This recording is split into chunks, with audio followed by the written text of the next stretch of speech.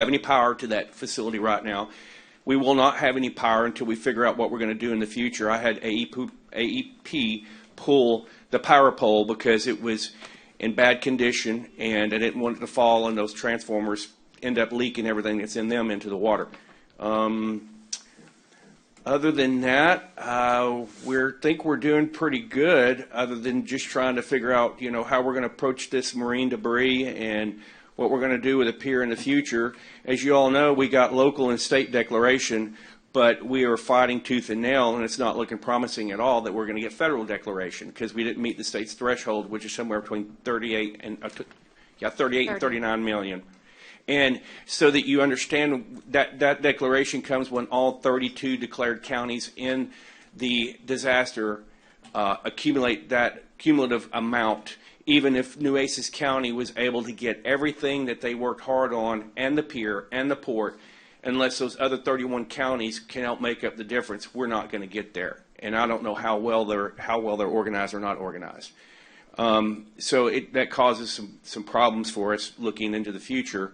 But we're working really hard on that. That's pretty much it in a nutshell. You want me to touch on the debris removal, the marine debris at all? Sure. Okay. I mean, touch on it, and that way it sets a nice predicate for us talking about some legal questions that we have. So, when we went out and got the quotes for marine debris, it's really important for y'all to understand everything you do that you need to execute within the first 30 days. FEMA sees that as anything that you do is following those wacky procurement processes that they have.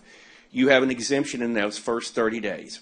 So we got to work immediately. The Monday after the storm, the judge was sitting in the park office out there with the windows open, no electricity, and we were going to work. And we had Jacobs there that same day and Juan there that same day. Mm-hmm. So we got going on this, and so we could get the pier inspection done. Well, Dale knows this. And Lisa knows it more than anybody in his office. With what has happened between Hurricane Harvey and Hurricane Hannah, what we found out when you execute an engineering services contract during that time frame, it's covered under that 30 days. Well, FEMA Region 6 now is trying to tell us that no, those are considered soft costs, and they'll only cover like 5-point-something% of those soft costs. And that they should have always been doing it, and OMB just finally came down and said, hey, you can't keep doing that. That doesn't qualify. So we got that battle to fight with what we've had to do to figure out what's wrong with the pier. But so Jacobs comes in, and Jacobs gives us basically a line item list of everything that fell into the water off the end of the pier. So we took that line item list, and we went to our pre-position debris contractor and asked him for a quote. Then Haggerty, our consultant, said, you really should try to get 3. So then we went out and we got another one from a local company called J.M. Davidson's here. And then we contacted a third. They did not want to bid on it, but that satisfied as the third quote. We just had to document that. And mind you, we're working with Haggerty, our consultant, right now, through this process. We get all this done basically within probably the first 30 days, maybe into the first 60 days, but that's okay because we got another 30-day extension. So now your emergency window went from 30 to 60. So we get it all done. But then we got really way out in front of Jacobs. So Jacobs is still trying to assess, is it a rebuild or a repair? And so we kind of stopped for a second. And I know that Commissioner Chesney and the judge were involved in this decision. Why don't we wait and see what we're dealing with as far as a rebuild or a repair? Because we may be able to save on mobilization costs. Instead of going out there and pulling this marine debris off the bottom, it's expensive, and then having to come back and do it again, let's wait and see what we get. Well, it's been a very technical process. It's taken longer than what we wanted. So then the question becomes when you look at our pier leases, just from my lay perspective that we have the GLO, we're responsible for keeping those piers maintained, and we're responsible for picking up debris. And the GLO told me that fact, matter-of-factly, when we were looking at the debris, because at first they were going to try to do the marine debris for us. But then they came back and said, no. Under your lease agreement, that's your responsibility.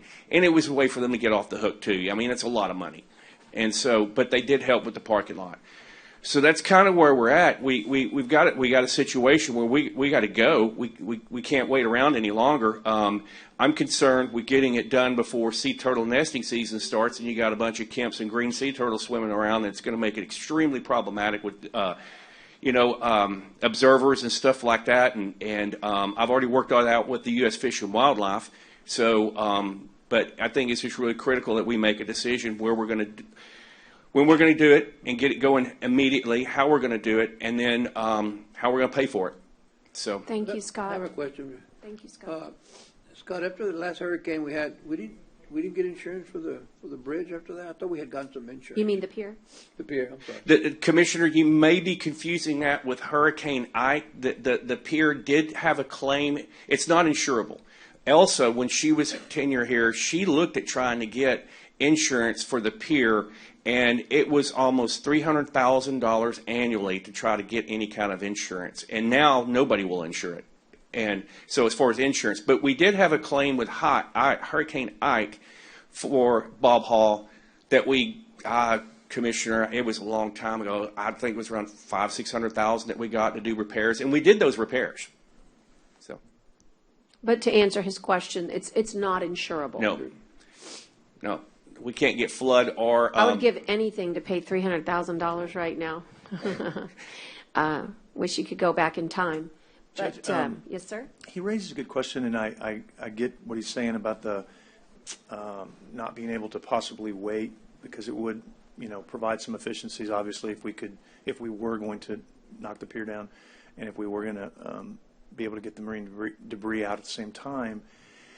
And my initial reaction was, we can't do that. Now the question becomes, though, I guess, being that we anticipate getting that report hopefully by the end of the month, and you and I have met, and we've talked about some options depending on what the report says, which we think we know it's going to say, and laying those out to the court. So I guess my question to you would be, we're not going to have the funds to rebuild the pier if that's what we think is going to happen right away because of the options that we've talked about. But if the report comes back that says we have to tear it down, could we possibly then say, well, we could do the tear down of the pier only and get the debris at the same time, and then keep working on the rebuild money as we go down the road? Yes, sir. I think that's the best option for us. And speaking to the auditor, we've had one preliminary meeting, and that's exactly what he recommended as well. Good recommendation. And the only thing is, and we can talk about this, Scott wants to say something, but the one thing we want to do is paper it correctly so we can get a reimbursement provision. Right. And also, although I could probably make a great argument that it's an emergency, and that has to do with you've got 90 days because the holidays are here, and once the holidays are here, it's almost consider your year over, although we've got lots of working time, but you literally have 90 days from January to the end of March to get this barge in the water with monster equipment to try to remove everything before turtle season. So I am going to recommend that we move very quickly with the RFP, and you should probably see it on an upcoming agenda, like maybe the next one. And so that would that include the potential demolition and of the pier? It could. And the pickup of the debris, because that has to be cost efficient. When we're so a talking good money, RFP could probably separate them, right? And say, so we could give us one, so we can have the option. Give us one, bid one, the marine debris removal. Additive. Bid additive, yeah. Anyway, we'll figure it out. There, it's got to be cost efficient to do this way. Because one would think, right? Oh my Lord, getting that equipment out there twice has got to be super costly. It is. So I would think that would help. And again, and then we could, work on, because the rebuild. I mean, it's not cheap to demolish, right. But the rebuild is obviously the bulk of the cost of the cost, as well as the parking lot. So that's going to be a large chunk. So I would. And because we had to do the disaster statement already, we actually know what the cost is. Mm-hmm. So we can actually tell you with specificity what the marine debris is and what the removal of the pier is, because we had to do that in order to submit to FEMA, to TEDM to submit to FEMA. And the parking lot. And the parking lot. So we have all of that. So it's really great that we already have a heads up and we know more or less what the range is for these costs. But to do it formally would allow us in the future to recoup potential dollars if the president does decide to declare Hanna a federal disaster. So even though FEMA says no, the President of the United States can say yes. And even though FEMA says no, the state of Texas has the right of appeal. So there's still a couple of things, as they say, still a couple cards left to turn over before we call it quits on that avenue. But the most important thing is that we do what's needed in the time frame that's for public health and safety. And let me speak to that time frame. I just wanted to throw this out there. After the hurricane, the Corps executed a waiver to where if you want to repair, rebuild, demo, whatever you decide to do, if you do it within that general footprint that the existing pier is in, you can do it without having to go through individual or nationwide permitting again within the first 2 years. After that 2-year window goes away, then you're probably looking at full-blown individual permitting. Individual is a lot more lengthy than nationwide. Nationwide, the core issues. Individual, you got all the agencies weighing in on. But there's been a pier there named Bob Hall since, the late 40s, early 50s, and we've continued to go back and rebuild Bob Hall Pier one way or another. So it's not insurmountable to have to go through the permitting process if we get outside that window. I just wanted to make y'all aware of that. Thank you so much. And there's a whole meeting that's going to take place just on funding. And as we develop our funding options, we promise to bring them to you.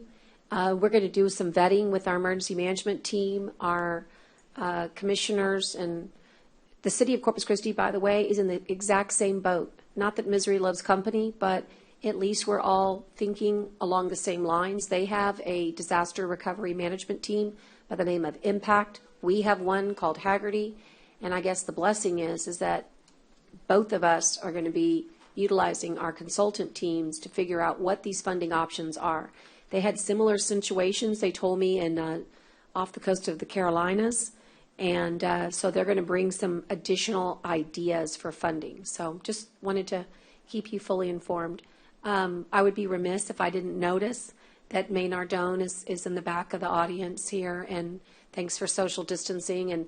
And May, let us express our sorrow in losing such an incredible place out there for locals, tourists, from the international community, that people write to you all over the world. What happened to their favorite place to observe and eat? And so I just want the court to acknowledge for the audience that it is true that Michael Mays is down. It's also true that it's not safe to inhabit it at this point. And so there is, we're going to have to also have an exercise in discussing our options as it relates to the future, because we have a contract with this concessionaire. And I know it's kind of a funny word because you're so much more than that, but that's the legal term. And so thanks for being here this morning, and we're really doing everything we can to advance the process. First, it's always about public health and safety. Second, it's about understanding what the future looks like, how much it's going to cost, what our funding sources are. But I think between the 5 of us up here, we're going to come up with a really good solution. So thanks, Scott. Kathy, good morning. Scott did a great job on just kind of giving us all things Hurricane Hanna. We're going to ask you to concentrate just on item F1 this morning. And I'm going to particularly ask you, because there's so much news about vaccines, you have been doing a ton of work along with your whole team on vaccine management. And it comes from so many different angles, but don't forget to highlight that. I know you will. But I just sent the notes from the first meeting to Tyner to disseminate to all the commissioners. And when you get your second round of notes, because you just had your second meeting, if you wouldn't mind, send those back to me, and I'll send them to commissioners as well. But welcome, and please proceed. Absolutely. Just to comment on, since you're on the Hanna at this point in time, TDM reached out to us late on Friday afternoon, right at 5 a.m., and the state is at a current threshold of 28 million. So they are reaching out to every county to try to see if they can scramble to get to the $38 million threshold. And they are willing to do whatever we need to help us to try to work with FEMA one more time. So we can talk about that online to see what Haggerty thinks that we can possibly do. And let's clarify because so we here in Corpus Christi have $34 million, but they won't acknowledge them. So let's be clear that the $28 million is what they acknowledge. We have that's their perspective of reality. Our perspective is that Corpus Christi, Nueces County collectively has $34 million worth of damage. They just have chosen not, this is FEMA. FEMA has chosen not to send a damage assessment recovery team, and they've chosen not to adhere to the preliminary reports of some of the finest engineering companies in the world. That is my soapbox on this particular disaster, and so I appreciate that they think that Texas is at 28, but we know that that's a false narrative. Absolutely, and they're in total agreement that it is a false narrative. Yeah. And they want to do whatever it is that they can do to help us, because they believe that FEMA, because they're not doing on-site assessments like they have in the past, are having a very hard time accumulating data and getting correct information. They've been extremely difficult the entire way, and they just ask, since we are the largest submitter of claims for the state of Texas, they've asked us if we would reach out and see if we could not interface one more time with Haggerty's assistance. And so we're going to reach out and see what all the parties here want to do. Thank you, Kathy. Judge, to add to that soapbox a little bit, the frustrating thing is, why is there even a threshold? I mean, that's the philosophical question here that someone needs to raise a lot higher than my pay grade, because if there's damage, there's damage. If it's $5, then FEMA ought to help, because that's what they're there for. So I don't even understand why there's a threshold to begin with, because, I mean, why do you have FEMA if they're going to say, hey, sorry, that first $33 million, it doesn't even matter, it doesn't count, y'all can fix that, no problem. That just doesn't even make sense. So, I don't know where to go with that, with that part of it. I 100% agree that we have more than met the threshold. Here locally, we've had, just this pier alone, with the debris in the water, the debris on the land, the parking lot, the pier. I mean, that's pretty close to that number. Well, that's not true. That's 2/3 of that number anyway, probably. And I can't believe, with the ports damages and other areas around the coast, Galveston and they had to be affected by storm surge as well. I can't imagine that we wouldn't meet the threshold. But I not today, but if someone could show me where the language is on this, why there's even a threshold, and what the legislative intent was for that. I don't know where to find that. I don't mean to give you more work, Kathy. I don't even know who to ask for that, because that just doesn't stand to reason. I mean, why would they be there if they're going to say, hey, only if you hit a certain amount of damages are we going to help you. If not, see ya, so long, we're going to leave you hanging. Even though they are first to impose their will upon us for everything and anything, they don't want to help us when they need to help us. So that's my soapbox today, Judge. That's fine. I'll take a look at that. More than likely, it's in the Stafford Act, which is a national act that was created for disaster recovery. So I'll take a look at that, and we'll get that information to you and the rest of the commissioners. Thank you. Nueces County. Excuse me, Kathy, it may not be a bad idea, though, since Tatum has to actually, let's say that it stays, let's say they get to 37, but they don't get to the 38. Let's just hypothetically. I think it would be important for this court to consider a resolution asking the governor to appeal. And so I might ask you, Commissioner, to go ahead and work with Tyner and work on the language and get that set for December, because that's the process of the appeal. We don't have standing. The state of Texas has standing to make that appeal. And so we're sort of the vessels that gets the governor the standing. That's my understanding of the law. Yes, ma'am. So let's go ahead and maybe consider that. It's just it's an ask, and we can attach all of our, So basically, you want like a resolution of Yeah. us to officially Maybe- ask the governor to appeal on our yeah, behalf, right. basically? And maybe get Okay. City of Corpus Christi, do it a joint resolution. Okay. Where we work with Tammy over at the city and see if they don't want to do it that way, that's fine. We, by the way, have almost 20 million, just the county, and then the city makes up the other 14. So even if we wanted to put in our 20 for the resolution to ask for the appeal, I can't imagine why the city wouldn't, but I'm just saying, we wanted to stay in our own lanes, it's still a good idea. Yes, ma'am, it is a good idea. What do you think about that? No, I think that's great. Tyner, if you can just, I don't know who is, if you can have someone in your office reach out to the city, because I think it's going to be more powerful if it's a joint agree. resolution. I mean, without a doubt. And then I agree. I mean, I don't know what the wording needs to be, but I would think we can get that put together and put it on for the next agenda. It'd be great. And I'll get Paul with you as well. So just tell me what you need me to do, and I'll be happy to run with it. Or if I need to contact someone at the city, I mean, whatever you need me to do. Just shepherd it. I just think, Yep. just a matter of making certain that all the little connect the dots are done. I know Chief Kidd and Tatum, we've discussed this at our regional level I was on a call yesterday, so everybody on our side is in our camp and in our favor. And so it's just a matter of us sort of formalizing it as a commissioner's court. Thank you, Kathy.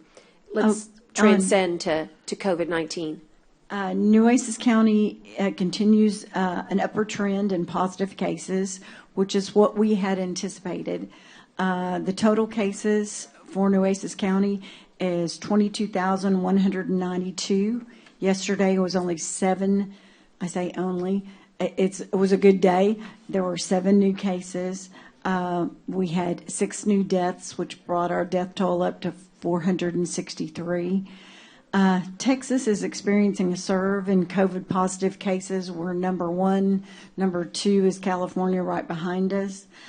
El Paso is experiencing an extremely large surge in their positive cases. They have had a 1,000% increase in less than a month of COVID deaths. So Nueces, while it's going up, we're still standing in the trenches doing reasonable considering what we're looking at.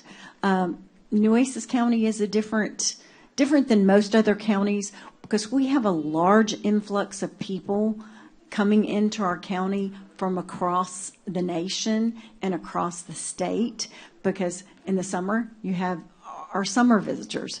In the winter, you have our snowbirds. So you have an influx of cases of people coming from everywhere in the United States.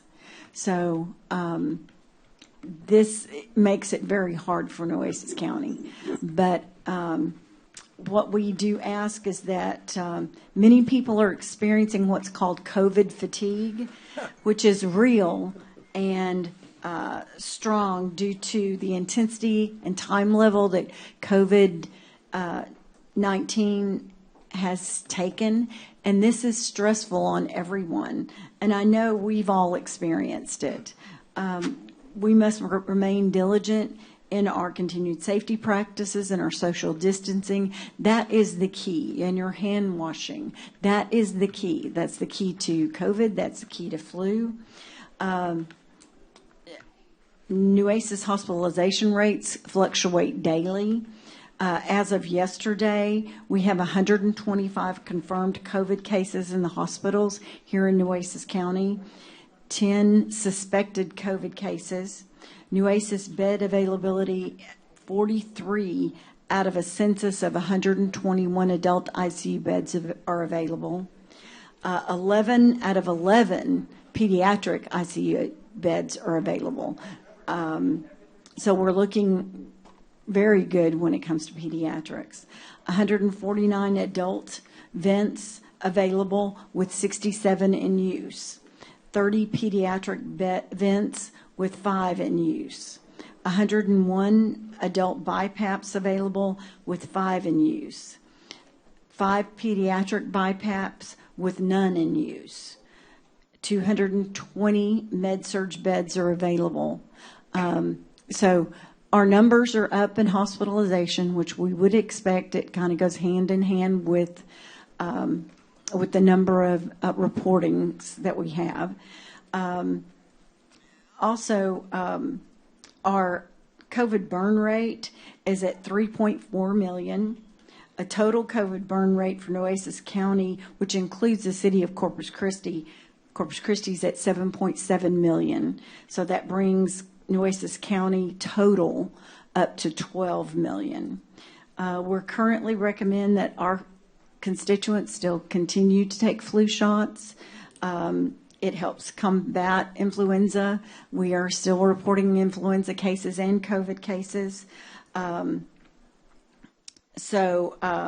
November the 13th, which is Friday, Nueces County Office of Emergency Management met with Nueces County Health District to work together with BCFS to continue our creation of the Nueces County Public Health COVID-19 Pandemic Vaccine Plan.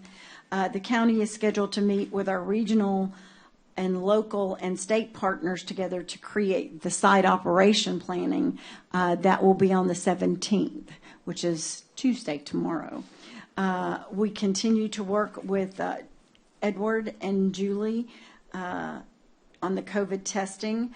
As of the reporting on the state website, Nueces County has tested 139,380 people.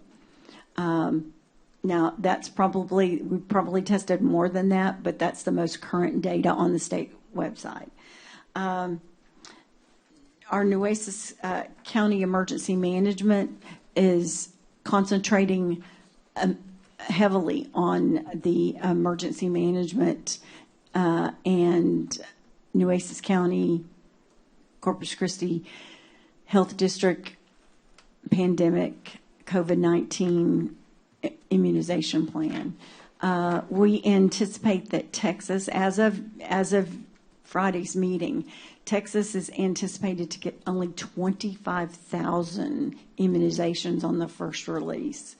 So they require that at least 1,000 doses per location be disseminated at one time. So that is not very many vaccines. We are preparing to make sure that we have the proper refrigeration, understand the proper timelines. We are looking at healthcare individuals first responders, then next we will look at long-term care facilities and assisted living facilities. That will be in our phase 1. Then phase 2, you will go to the next level of determining what population will get those. And then at phase 3, the major population will be offered the vaccine. The major key with managing these vaccines are the temperature at which these vaccines must be kept, the timelines, even the timelines of which you can open the refrigerator. How many times can you open that refrigerator that's got that dosage at a minus 84 degrees? How many times can you open that refrigerator? Once you dilute that vaccination, how long can you, is that vaccination good once you've diluted it? It's not long. So the main thing is when you prepare the vaccine, and it can't go back from one, you can't go from being, have saline put it and diluted it and then go back in the freezer. Once you've diluted it, it has to be used. It's got a really short shelf life. So the key is to make sure that when you have the vaccine is that you use it well. And also that one of the key issues is that it's most of them are 2 doses. So you give a dose and then you have 21 to 28 days before the second dose is taken. So what we're currently looking at is centralizing our locations for specific drug manufacturers. Like Memorial, there'll be one type of drug given there. Robstown, there'll be one type of drug given there, so that it keeps confusion of the population down as to what drug they took, when they took it. So there's a lot of tracking that has to be done with this. We have to do our local tracking system, and then we have to do a state tracking system. Once you give that immunization, you have exactly 24 hours to load the information on that patient into the state website. So there's a lot of data collection that's done with all of this as well. You have providers who apply to be providers in this region. So we have approximately 50 providers who have applied to provide vaccinations. And they're anywhere from Amistad, the health department, CVS, HEB, Walgreens. We're looking at a lot of the major, like CVS and Walgreens, the major pharmacies, to be the ones to vaccinate the long-term care and the assisted living. So we are watching this very carefully. It's a lot of moving parts. We did a state operational exercise of which Judge Canales was one of the presenters in that exercise. But we also are looking at different ways that we can make sure that we reach the colonias areas and make sure that it's in English and that it's in Spanish and that it is on a level that a 4th grader can understand. Because if you don't make this easy, it gets too complicated for most people. So we are doing a large amount of public service announcements, PSAs, because education, and we're going to start educating people way before they have an option to get a vaccination. So we're working very diligently to make sure that the operational plan works well, because we have our security, our police, our nursing staff. And we have lots of expertise in this area. Also, with this vaccination, you have to have a 15-minute hold time once you give that vaccination, that you must watch that patient for reactions. So it's not like when you get a flu vaccine and you just drive through, get your vaccine, and then drive off. They have to get the vaccine, then we have to place them in an area and they have to wait for 15 minutes and we have to observe them. So we're looking at several different scenarios of that.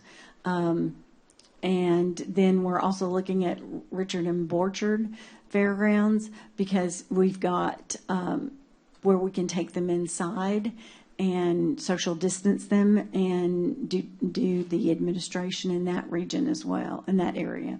So we're working very diligently on these plans, and we hope to have our plans finalized in December. That's a great report, and as much information as there, commissioners, I'm sitting here thinking we could literally, we're missing so many things. Not that wasn't just an amazing report. I'm just saying that there are so many things that we could talk about. So I want to invite everybody to the workshop that we're going to have coming up that really is going to be addressing COVID-19 response very technically. We've set it up kind of like a conference, 30-minute intervals. So if you're not interested in a particular subject matter, you can, I guess, plan your day accordingly. But on vaccines, as we actually receive them, we can provide even more information to you, as I'm sure your constituents would want to know that. For now, just know that we've never done anything like this in our country. And so the idea that it's routine, even though we've had multiple vaccines before, including influenza, H1N1, meningitis, there's lots of vaccines that health department has dealt with. So in some ways, it's not completely novel, but in most ways, the logistics on this particular piece of it is really complex. And I just want you to know we've thrown a ton of resources, which means money and human capital and intellectual capital and everything at this, because we want to be the best at it. Because as you guys know, Nueces is the healthcare center region for our entire, community. And I mean like 14 other counties. So we really know that we have a big responsibility. And when we consider some of the aspects Kathy's mentioned, like the rural community and the colonias, maybe that's something Commissioner Gonzalez could even host a particular colonia. Just that piece, you could drift it this way and just get him to assist just in that particular logistics.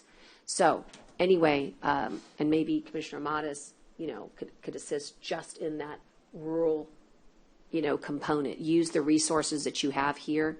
But anyway, commissioners, I think it's an incredible, like I said, I wish we could explain to you all of the details that go into Kathy's week, but you did a pretty darn good job of giving us a good overview. Are there any questions for Kathy? And she can answer either Hannah or COVID at this time. This is where you run if nobody asks a question. The truth is you did a great job. Thank you. By the way, Melissa and company are not here this morning. They're actually also on a COVID-19 assignment that we will bring to you on Friday when we have a potential special meeting. We're going to discuss, maybe we can bring it up in another agenda item that might be no, it's not related. We'll have to bring it up on the next time. But we've got our COVID-19 emergency response team tackling a very important issue as well as it relates to providing more beds for this surge that South Texas is experiencing. So thank you, Kathy. Thank you. Okay, let's move on. I've got H1 as my next agenda item, and this is a board appointments, and this is styled as the announcement by the county judge. And so there's no action required from the court, but the appointment is to the Nueces County Industrial Commission, which is also known as the Nueces County Development Commission, affectionately known as NCDC, pursuant to Chapter 381 of the Texas Local Government Code. I received a resignation from Miss Lindsay Peach, and as a result, a spot has opened up for this particular commission that we as a court in 2019 developed and has been doing unbelievably great work, not just during COVID-19, but to continue the we're open for business welcome mat. And so it gives me great pleasure to tell you that I am naming Commissioner Carolyn Vaughn to this position. And I know she is going to not just go in there and take that role, but she's going to be a leader in that commission. And all of the favorite projects that we have started here together, I know that you will carry on there. And so I know that we will need to do that official letter and transition, but this is my opportunity to say, I know we're in good hands if you're there leading economic development for Nueces County. Thank you, Judge. I appreciate that. I'll do a good job. And so now we'll move on to the consent agenda. And we have several items to present, and they range from letter A all the way to letter R. And at this time, I'll pull Q just for clarification. Commissioner Vaughn, do you have any? I don't. Commissioner Matas? No. Okay, Commissioner Gonzalez? No, ma'am. Commissioner Chesney? Or you said for the consent agenda? Yes, sir. H, please. H, you got it. Could I have a motion, please? Commissioner, I need a poll Judge. item C. Item C. You want to table it, Dale, or pull it? Poll. Pull, okay. Okay, could I have a motion to approve all those that remain? And it's everything except for C, H, and Q. Motion to approve. C, H, and Q. Is that, we'll wait to make sure. Okay. C, H, and Q. Motion and a second, and all those in favor signify by saying aye. Aye. Okay, Judge, if I may interrupt real quickly. Oh, I'm sorry, Michael. That's Forgive okay. me. Michael has something to add. Yes. Hold that thought for the clerk. Michael's going to do something here. Okay, Sorry. so on the regular agenda, under purchasing 3B1 and 3B2, those are items that should have been placed on the consent agenda. They're not, they shouldn't be regular agenda items. It's just requesting to go out for bids for contracts that are going to be expiring soon. One is for the inmate telephone service, and the other is for the janitorial service. And they're both expiring in February next year, so we just want to get a head start on that. So, Michael, the request is that they be included in the this. consent agenda. In the consent. Well, So or just, I would just make an emotion to approve those. that's fine. now. I'll take that. Yeah. Motion and a second. All those in favor signify by saying aye. Aye. Aye. Thank you. Michael. He told me in advance, and I apologize, Michael, that I didn't remember. Okay, so let's start. I just like taking them in alpha order. So Dale, will you start us off with letter C? Yes, Your Honor. This was just a small typographical error on the item C. In your information you provided, item number 6, you had a incorrect value of $13,446.11. That balance should have only been $112.50. You should have been provided the revised schedule of your special motions, so you'll now see the revised that you should have in front of you. So I submit the special motions as it is with the amendment of item number 6. Thank you. I'll take that, a good explanation. Motion. I've got the motion by Commissioner Modis and a second by Gonzalez. All those in favor signify by saying aye. Aye. Okay, and then let's go to H, please. I just wanted to be able to vote separately on that because I need to vote no because I believe, and I don't want to rehash the whole discussion, although strangely enough, we didn't have that discussion in the public.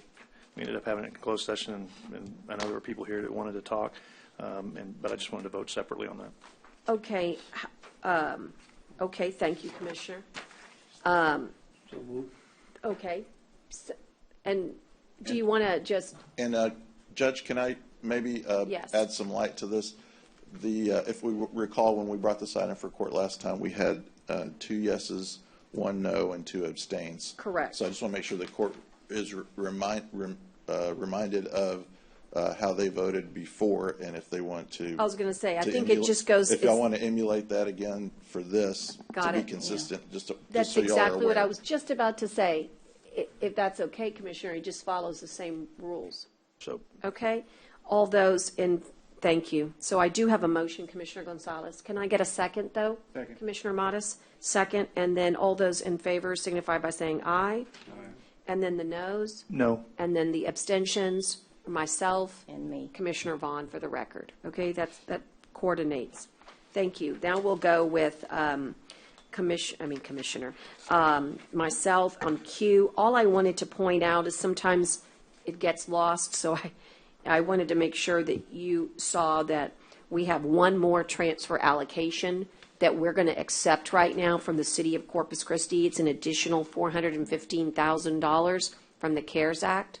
So we're going to use those funds to provide air filters for all the courtrooms, all over. Every courtroom is going to have a special ionization air filter that kills molds and mildew and viruses and bacteria, and it's a really good machine. Later, I'll have Juan come and explain it to you whenever we can, maybe even demonstrate it, but this was something that we thought was important as we reopen the courts. And I did not mention this, but we'll have to, since we're having another meeting this week, I'll tell you about the new Supreme Court decision about jury trials and the extensions. But still, these air filters are very important. And Okay. Dale, could I That's ask- just one piece of it. Yes, ma'am. I'm sorry to interrupt No, you if it's I okay. did. Dale, could you provide, and you may have, and I just haven't seen it recently, a running list of what we've spent, our burn time, all that stuff, and then how much we've got reimbursed so that the court can just keep up on what we've spent and how much we've got reimbursed, and if we're still in the hole or if we're back to even or wherever we are? Would that be a, For COVID, no problem. I can give you a list of everything we spent and what we've received. okay. And that'd just be so you great. know, your daily burn rate, I'll just caution you, open it up twice. So open it up and then go to your tabs. And the tabs Oh, the second opening? Yeah, in other words, to me, it always looks like you're just getting that one great spreadsheet, but then if you look at it, you'll see your tabs are up top. you know what, I may And not then have- I all haven't the done that. detail that you're asking for is there in, by subject matter. So if I you didn't- want okay. personnel. I did not open the second one. I I know, didn't know- it's hard to, it doesn't say it, but it's all there. And then on the reimbursements, we do have a great summary, but I think that, I'll send it to you from Maria. She's in charge of submitting the reimbursement request, but I can tell you that we have $3.4 million pending to TDM right now, and I'll be signing another $630,000 this week for the governor's fund. So, But the burn rate then doesn't have the reimbursement? no, Okay, burn I rate was is gonna just say. what we Okay, spend. I thought But maybe it's, I'd- okay. but My every bad. day you I've get seen it. that, It's right. I've not seen the burn weekly, rate. it's daily, daily burn rate. Right, And then on the reimbursements, let me send it to you from grants, because we track that daily. And what we do is you can see online where each of our reimbursement is inside the TDM portal. So all our money gets reimbursed by the state of Texas. And so you can see where we are in the process. Well, unless it comes from the city, that would be reimbursement. Oh, well, that's true. But no, you know what? It shows that too. Right. The Okay, transfer out. So, yeah, I mean, if there's just a way, I don't need it daily, I just, maybe even a monthly report that Yeah. says, we spent $5 million and we've got $3 million reimbursed, or whatever the number Right. is, and we've got this much outstanding. However it can Correct. be sent in simple form, that would be great if that's possible. No, I think it is possible, don't you? Yeah, we can tell you exactly how much we've received so far in actual cash funds, and as the judge said, we've got a lot of pending requests through TDM. As well as he said, the city has transferred some of their allocation of the code virus funds. However, that's still sitting in TDM. So we haven't received the money from the city.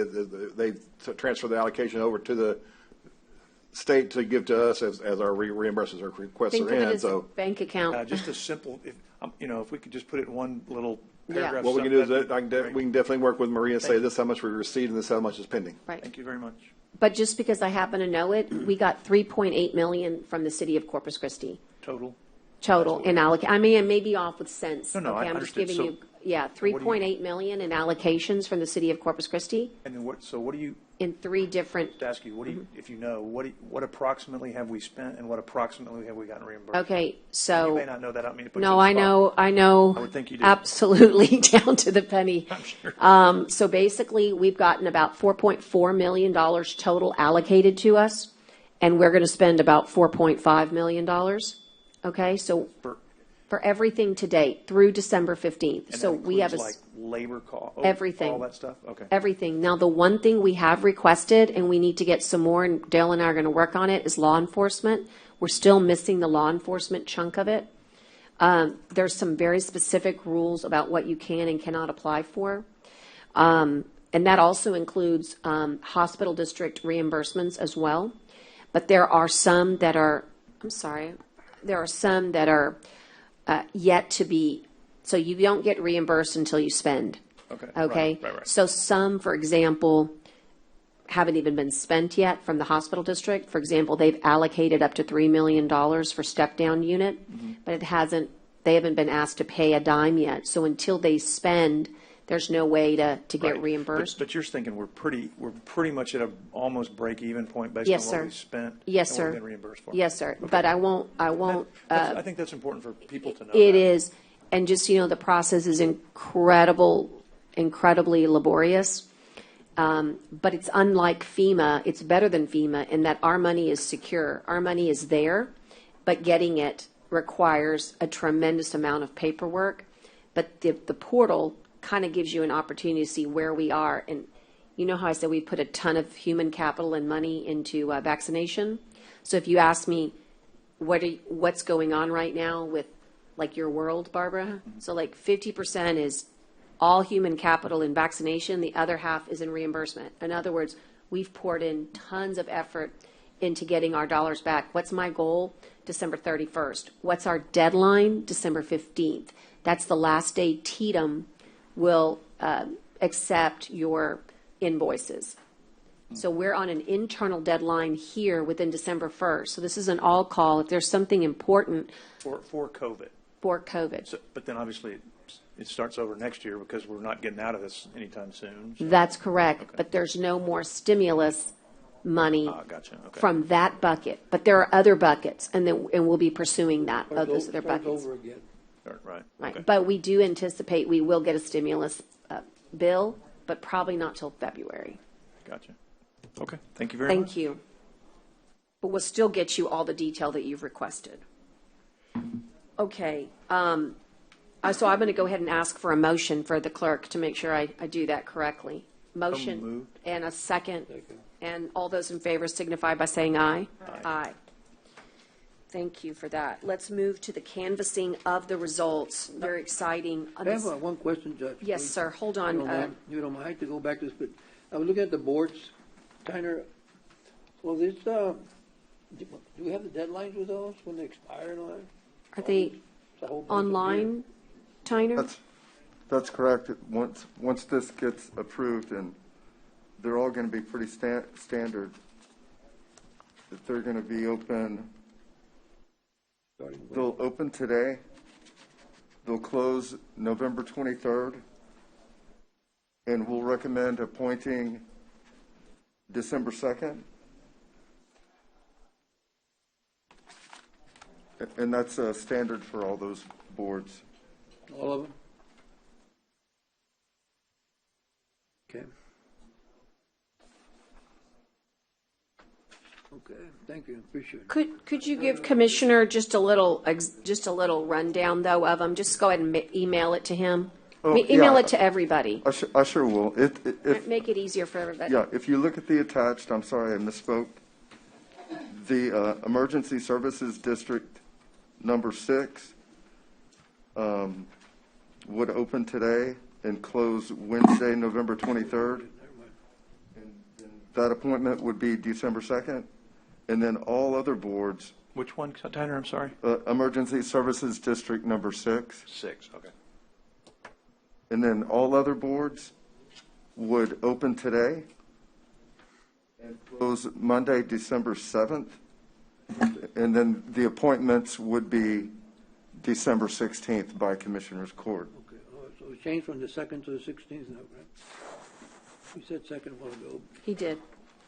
I don't know, Judge, and I'm not, I know that with Councilmember-elect Martinez, we'll have another one there. Has he submitted his, what do we have to do on that one? His He did. resignation. He So you're going did. to post that one too on the next? Yeah, one? yes, Yes. yes. Can we, yeah. I could we think it's on here. No, it's not.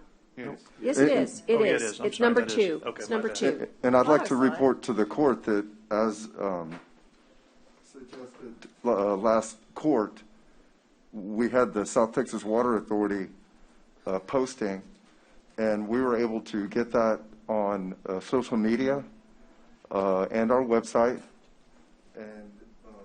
and it was posted as usual.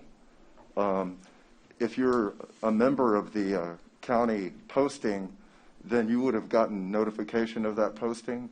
So if you haven't joined, Robert Duran's been operating that now. So I'll give you all another opportunity to join that link, and then you'll get those notifications.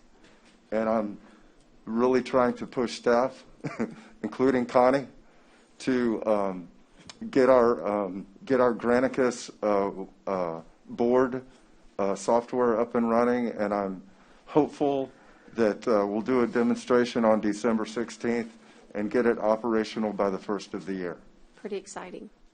And then, and I just saw on here that there's a special meeting called for the 19th because more than 3 commissioners or whatever are going to be there.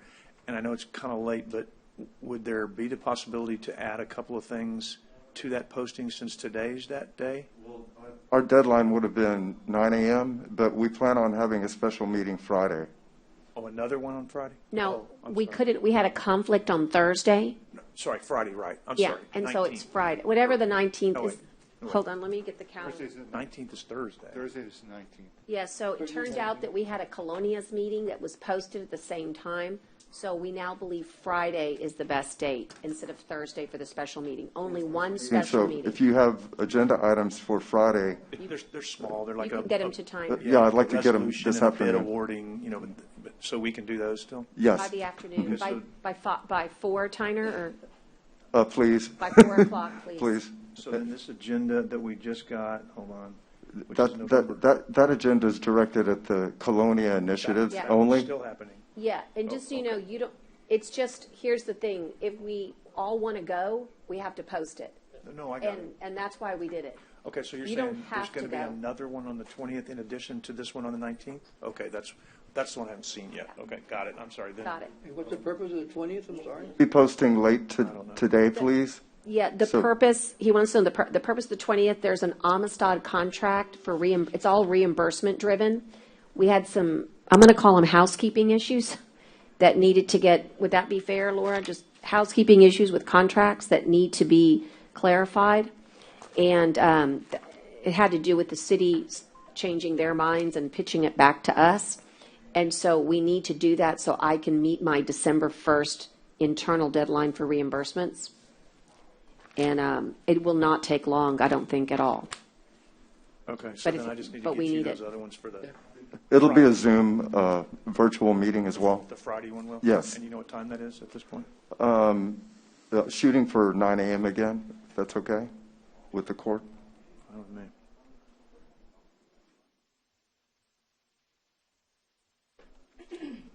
Thank you.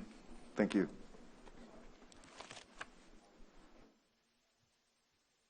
Okay. So now we're going to move to, I think I said it was exciting, and it still is exciting, the declaring the results of the November 3rd, 2020 general election in accordance with Chapter 67 of the Election Code, State of Texas. Here comes some handouts. I believe that the clerk emailed this to you. I just got a And it's- copy in case you It's need it. super interesting because it gives it to you precinct by precinct. Just in case you need it. Thank you.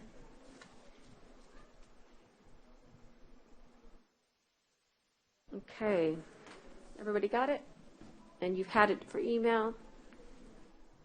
And so, Kara, would you lead this discussion? Right, the county clerk. Thank you. So we are done. We have finished our Ken? November general election, ballot board reconvened to count any ballots we received by mail that we could legally count if we received them the day after the election, if they were postmarked. Is her mic on, Connie? It is? Okay. Sorry. Not as well as I normally do. I don't know. There you go. Try it again. If you don't mind, start over. So thank you. So we're done with the election, with the November general election. And ballot board reconvened last week after 6 days, and they counted every legal vote that we received in the mail. If we received a mail ballot the day after the election, but it was postmarked the day of the election or prior, it could be counted, and those were. Also, any military and overseas ballots that we received within the deadline were also counted by ballot board. So any provisional ballots that were accepted by ballot board, those were also counted. So the numbers went up just a little bit, didn't change any of the outcomes. The outcomes are still the same. But yes, so this is your canvass report that you as the governing body just must accept. It's a lot different than it was back in, the olden days, is because we're vote centers. So you really can't do a tally with every location. I mean, that would take forever. But you know what? The results are what they are. And so I just respectfully ask that y'all accept the results so I can get them certified with the state.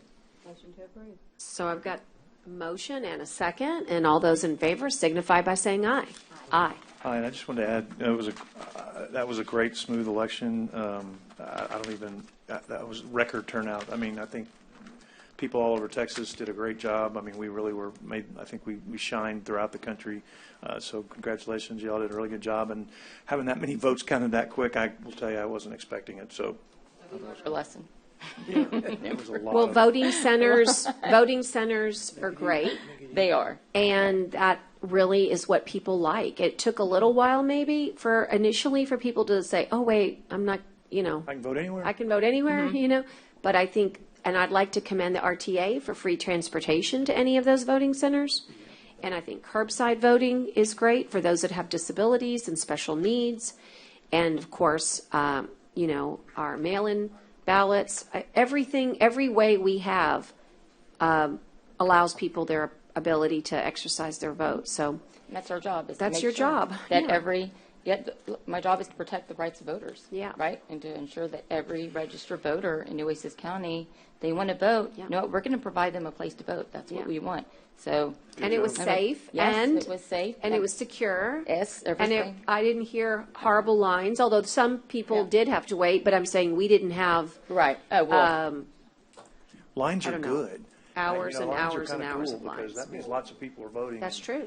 Man, it was incredible. On the So- first day of early voting, there are a few people that got in line at like 6 because they want to be the first one to vote. To vote. So if they waited in line, they actually got in line 2 hours before Correct. it opened. But you know what? Everyone that worked the elections, all of, you know, my staff, you know, my elections team, all the judges, the presiding judges, y'all's help, yeah, but even the candidates, and especially the voters, everyone, I really think, you know what? They just wanted to vote, and everyone worked together, and there just wasn't any problems. Yeah. like And the we only see, thing I so- want to mention is not a problem per se, but just something, since you're very active in the association, I thought it was very interesting. I got a call from someone that I care about a lot, and they suffer from Parkinson's. Okay. And they think that we should advocate, you know, how we have the signature matching, that we have people who have chronic illness that affects their signature. And Right. they were, and I thought that was a really important advocacy issue. And I'm just going to throw it out to you and say, whatever you come up, or when you Right. go to your conferences or you talk about it with your other associations, will you check into it and get back to me so I can get back to them? Yeah. So I we just think have- it's a really good issue because this person is not, you know, Right. would normally have a fine signature, but because of Parkinson's, Right. does not. And it's, It is, and I agree, and we've been working on this, and something that we've worked towards, and it just hasn't made yet. There is a cure period for provisional ballots. I think there should be a cure, my personal opinion, I Yes. think there should be a cure period if your ballot gets rejected because the signatures don't match, right? And I think I that you should agree. be able to come in and prove, hey, that's me, Right. I do. or if you just because that was such an important issue, so many millions of Americans suffering from Parkinson's. And I know that they're working on it at a national level. I just thought Yeah. I'd mention it because No, it was and I agree interesting. with you, it's something that really needs to So, get done, so. okay, thank well, you. thank you. Can you help me? Did we say aye? Yes, okay, so we're good. Okay, thank you so much. He has been waiting patiently, I think, out in the hallway. I'll ask Deputy Vasquez Vasquez, listen to me, Deputy Vasquez to ask Judge Joe Benavides, JP Precinct 1, Place 1. Excuse me, Judge. We Yes? actually have Kevin Hazel Okay, on the Zoom meeting, yes, sir? and that we understand is who's going to be presenting for the judge. Oh, okay, forgive me. I just saw that the judge was here.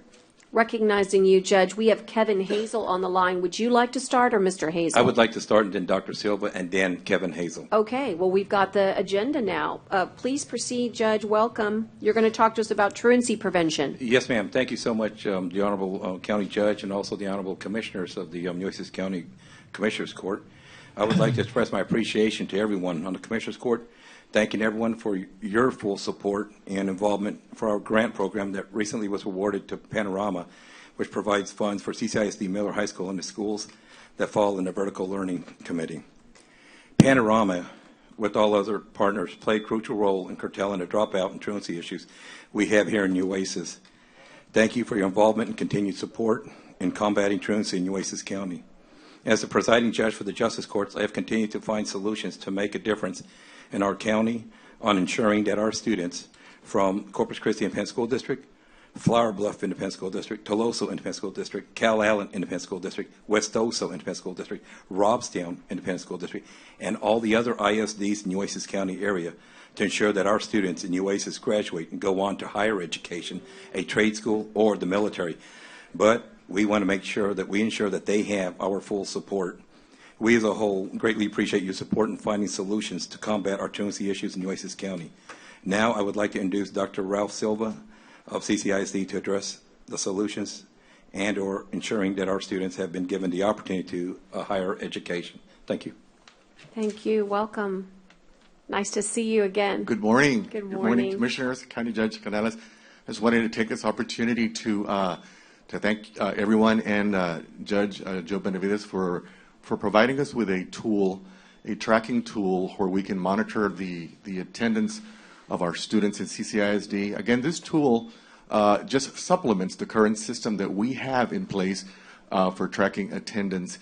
And at this time, I'd like to introduce Mr. Kevin Hazel, and he is a representative from Panorama, and he will be giving you a brief overview on how the system works for tracking attendance. Excellent. Welcome. Mr. Hazel, we're ready. Awesome. Thank you so much for having me join this morning. So like Dr. Silva said, we've been working with the Miller VLC in Corpus Christi ISD over the past year to implement Panorama's Student Success Platform, which is really used to support districts in identifying students that are struggling with their attendance and also cutting across other indicators of student performance like behavior incidents, coursework, and so on. So Dr. Silva just asked me to do a quick overview of what lives in the Panorama platform. Here I am actually using a demo account because we did not want to share Corpus Christi schools data live today. But this is the same platform that we currently have in place for the Miller virtual learning community in Corpus Christi ISD. So this is really a tool for everyone from a district administrator down to a school administrator and a classroom educator to really understand the whole child with an emphasis on understanding issues of attendance and how that relates to student performance as a whole. So in Corpus Christi today, district leaders are able to look across each of these indicator bars, so looking at academics in their coursework, attendance, behavior, and social emotional learning screener that we have been administering over the past year for the district. This data is all brought in from Corpus Christi's school information system. And we're able to look at data and surface issues around attendance through an equity lens, so understanding how attendance might differ based on grade level, looking across race and ethnicity, and things like that. And then as a school leader, we are supporting in elevating students that have been deemed chronically absent through this attendance dashboard. So on the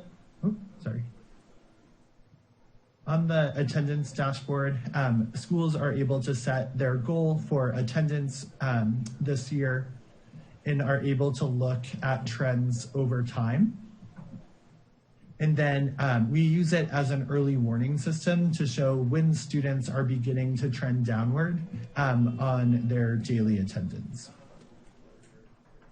So by using this platform, districts are, or schools within the Miller VLC are able to group students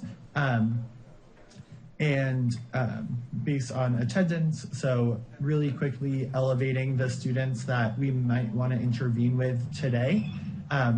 And they're able to actually really quickly surface those students that are trending downwards in the attendance, take stock of how many days that these students have missed so far this school year, save groups of students to intervene with, and then actually create plans for these students right within the platform. So if for these 5 students, I want to create an intervention plan around attendance, I can say, I can actually track all the data or track the actions that I'm taking alongside the data that I'm acting on here.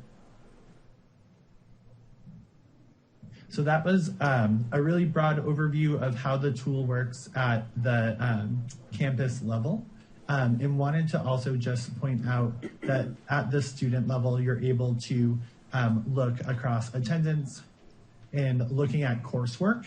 And so we're able to see when students might have missed a course over the course of a given year.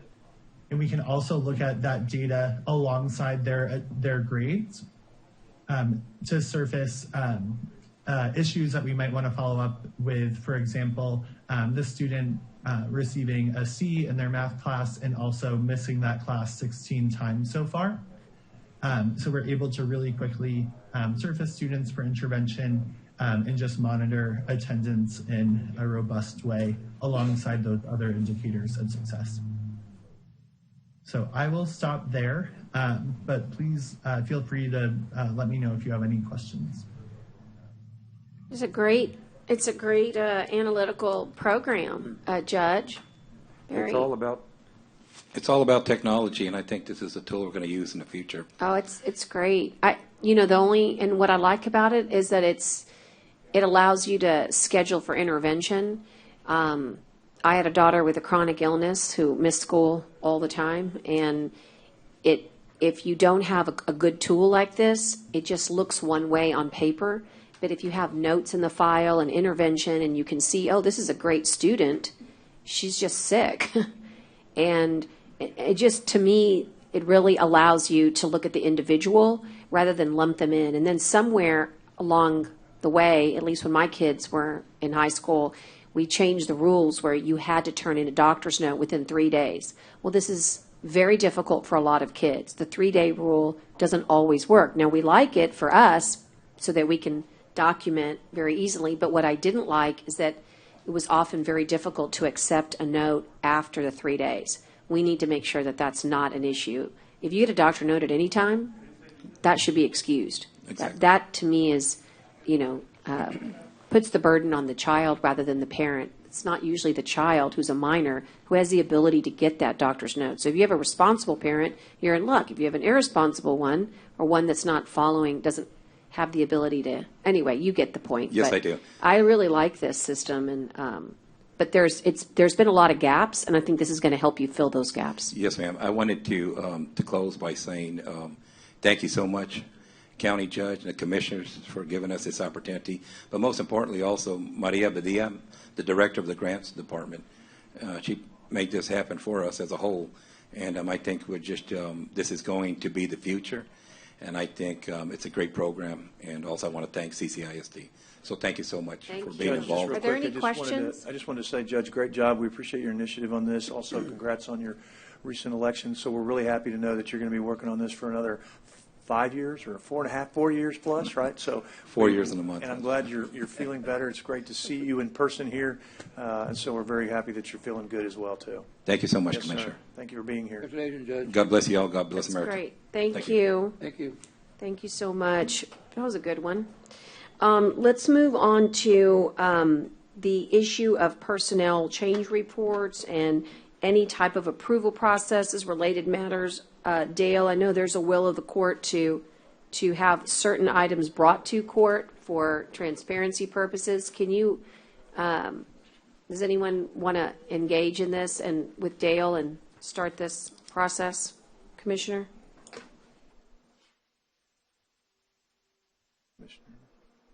Would you like to? Yes, sir. Oh, well, okay, I was trying to. Either way. No, I'm just saying whoever wants to start, you or Dale. I just saying on this one here, we've been asking for this report for a while now, but, and we used to get them all the time on personnel changes. I mean, if we would have had those reports, probably whatever was happening here, we would have seen it because, it just, the reports are very important because it gives you all the changes within internally, what's going on, who's being paid, who left, who's not being paid, or who's in leave, and a supplement pay would have showed up there also. And I think that's important that we continue to get these reports. We've asked HR for a while now, 2-3 times, if we can get them. And I don't know, it says something has to come from Dale, and Dale says, I guess, does it come from her, I guess, right, Dale? Well, in the past, my staff was having to do this because of the software we were using, and HR wasn't able to provide the information. This information is human resources related, so the personal change report as well as anything should come from HR, since HR does do the direction of this. If it would come from my staff, I guarantee you all of it would be delayed information, and it would already been happening, and you would have no chance of approving it. So we've been trying to work with HR to do this, and of course they're only have four or five employees on the staff, so it might be a little bit difficult for them. But my payroll staff is very limited as well to do this. With the addition of the new software in NeoGov, they were able to do some more modernization of this. But they should still be able to provide you a list of all the employees, either new hires or whether they were terminated or left on a leave of absence, or whether they decided to leave on their own, and then they should be able to provide you that information. And information should come from human resources. But we can assist as much as we need to. And what I'm going to propose is just, if there's something significant like that, and you're going to know it when you see it, just bring it to court like you would a change order or anything. The commissioner wants transparency. That's what we're all committed to. So just bring it to court so that everybody has eyes on it. But can you remind the one that was done for HR for supplemental pay, because we did receive NCF ones that were signed by all parties. So we assumed that it was already brought before court. Otherwise, we would demand that it become before court before we pay for this, as we've done in the past on any other supplemental pay, or whether they do any other adding or deleting of staff, that you should come to court, because y'all have the authority to do that, to set the policy. And can you just remind us on NeoGov, if we all want to look at it, so we just, it doesn't have to be this moment, but can you send us a little something so that, in other words, it's my understanding that Commissioner's saying, hey, we always used to get this, but we now have a more modern situation, but anybody can access it, correct? The NeoGov, once HR will send you an application, they should be able to send you information on how to access the system and get the information that you need for what you're providing for. This is a new system we've had for, I think, 2 or 3 years. It's done very well in recruiting. We brought a lot more different recruiting. There's some more avenues on there for applicant tracking and other stuff that HR would be more directly to tell you how that functions, because I'm not dealing with that side of it. But they should be able to inform you of how to access information and provide you the information you need. Got it. So, were you done? I'm sorry. Yeah, and the other question I had, you said they were all signed by all parties, but the ones you sent me half were signed. The ones that had the supplemental pay were signed. The one that reduced the supplemental pay were not signed. So they were the ones that were not signed were a reduction of the supplemental pay. So we assumed that once it was because the supplemental pay was for a one time only. So then we brought in the other forms that come in to take the salary back to what it was before the supplemental pay was done. So, okay, so the example that has been brought up before, which was the HR supplemental pay. Mm-hmm. From what I got, it didn't look like that was a one-time thing. It looked like it was recurring for a period of time, which added up to a pretty significant amount of money, which we all might have voted for anyway. But I'm just trying to figure out how. So on that HR, was that a one-time thing? Or I'll have to see how payroll paid this function. The way the NCF1 form said, it was for a one-time supplemental payment amount. I'll have to verify that with payroll. But I think the NCF1 said a $2,000 or $4,000 or $1,000 or whatever it was a one-time payment. So it was a one-time additional supplemental pay, and it wasn't a biweekly pay cycle.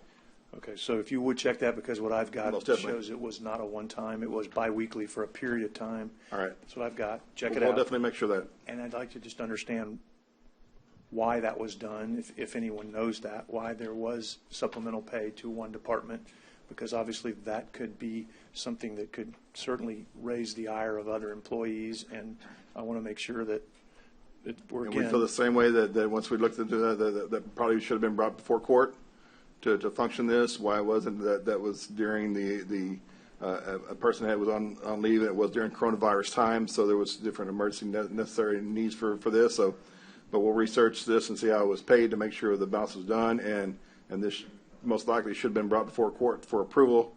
But this particular time, HR went through other processes to get it approved, and once we got the form that said it was approved by all members of the required signatures for our staff. That's why it got paid. Did you also check to see if, in addition to supplemental pay, if they also got overtime? Because that would be concerning to me if there was an overtime payment and a supplemental payment.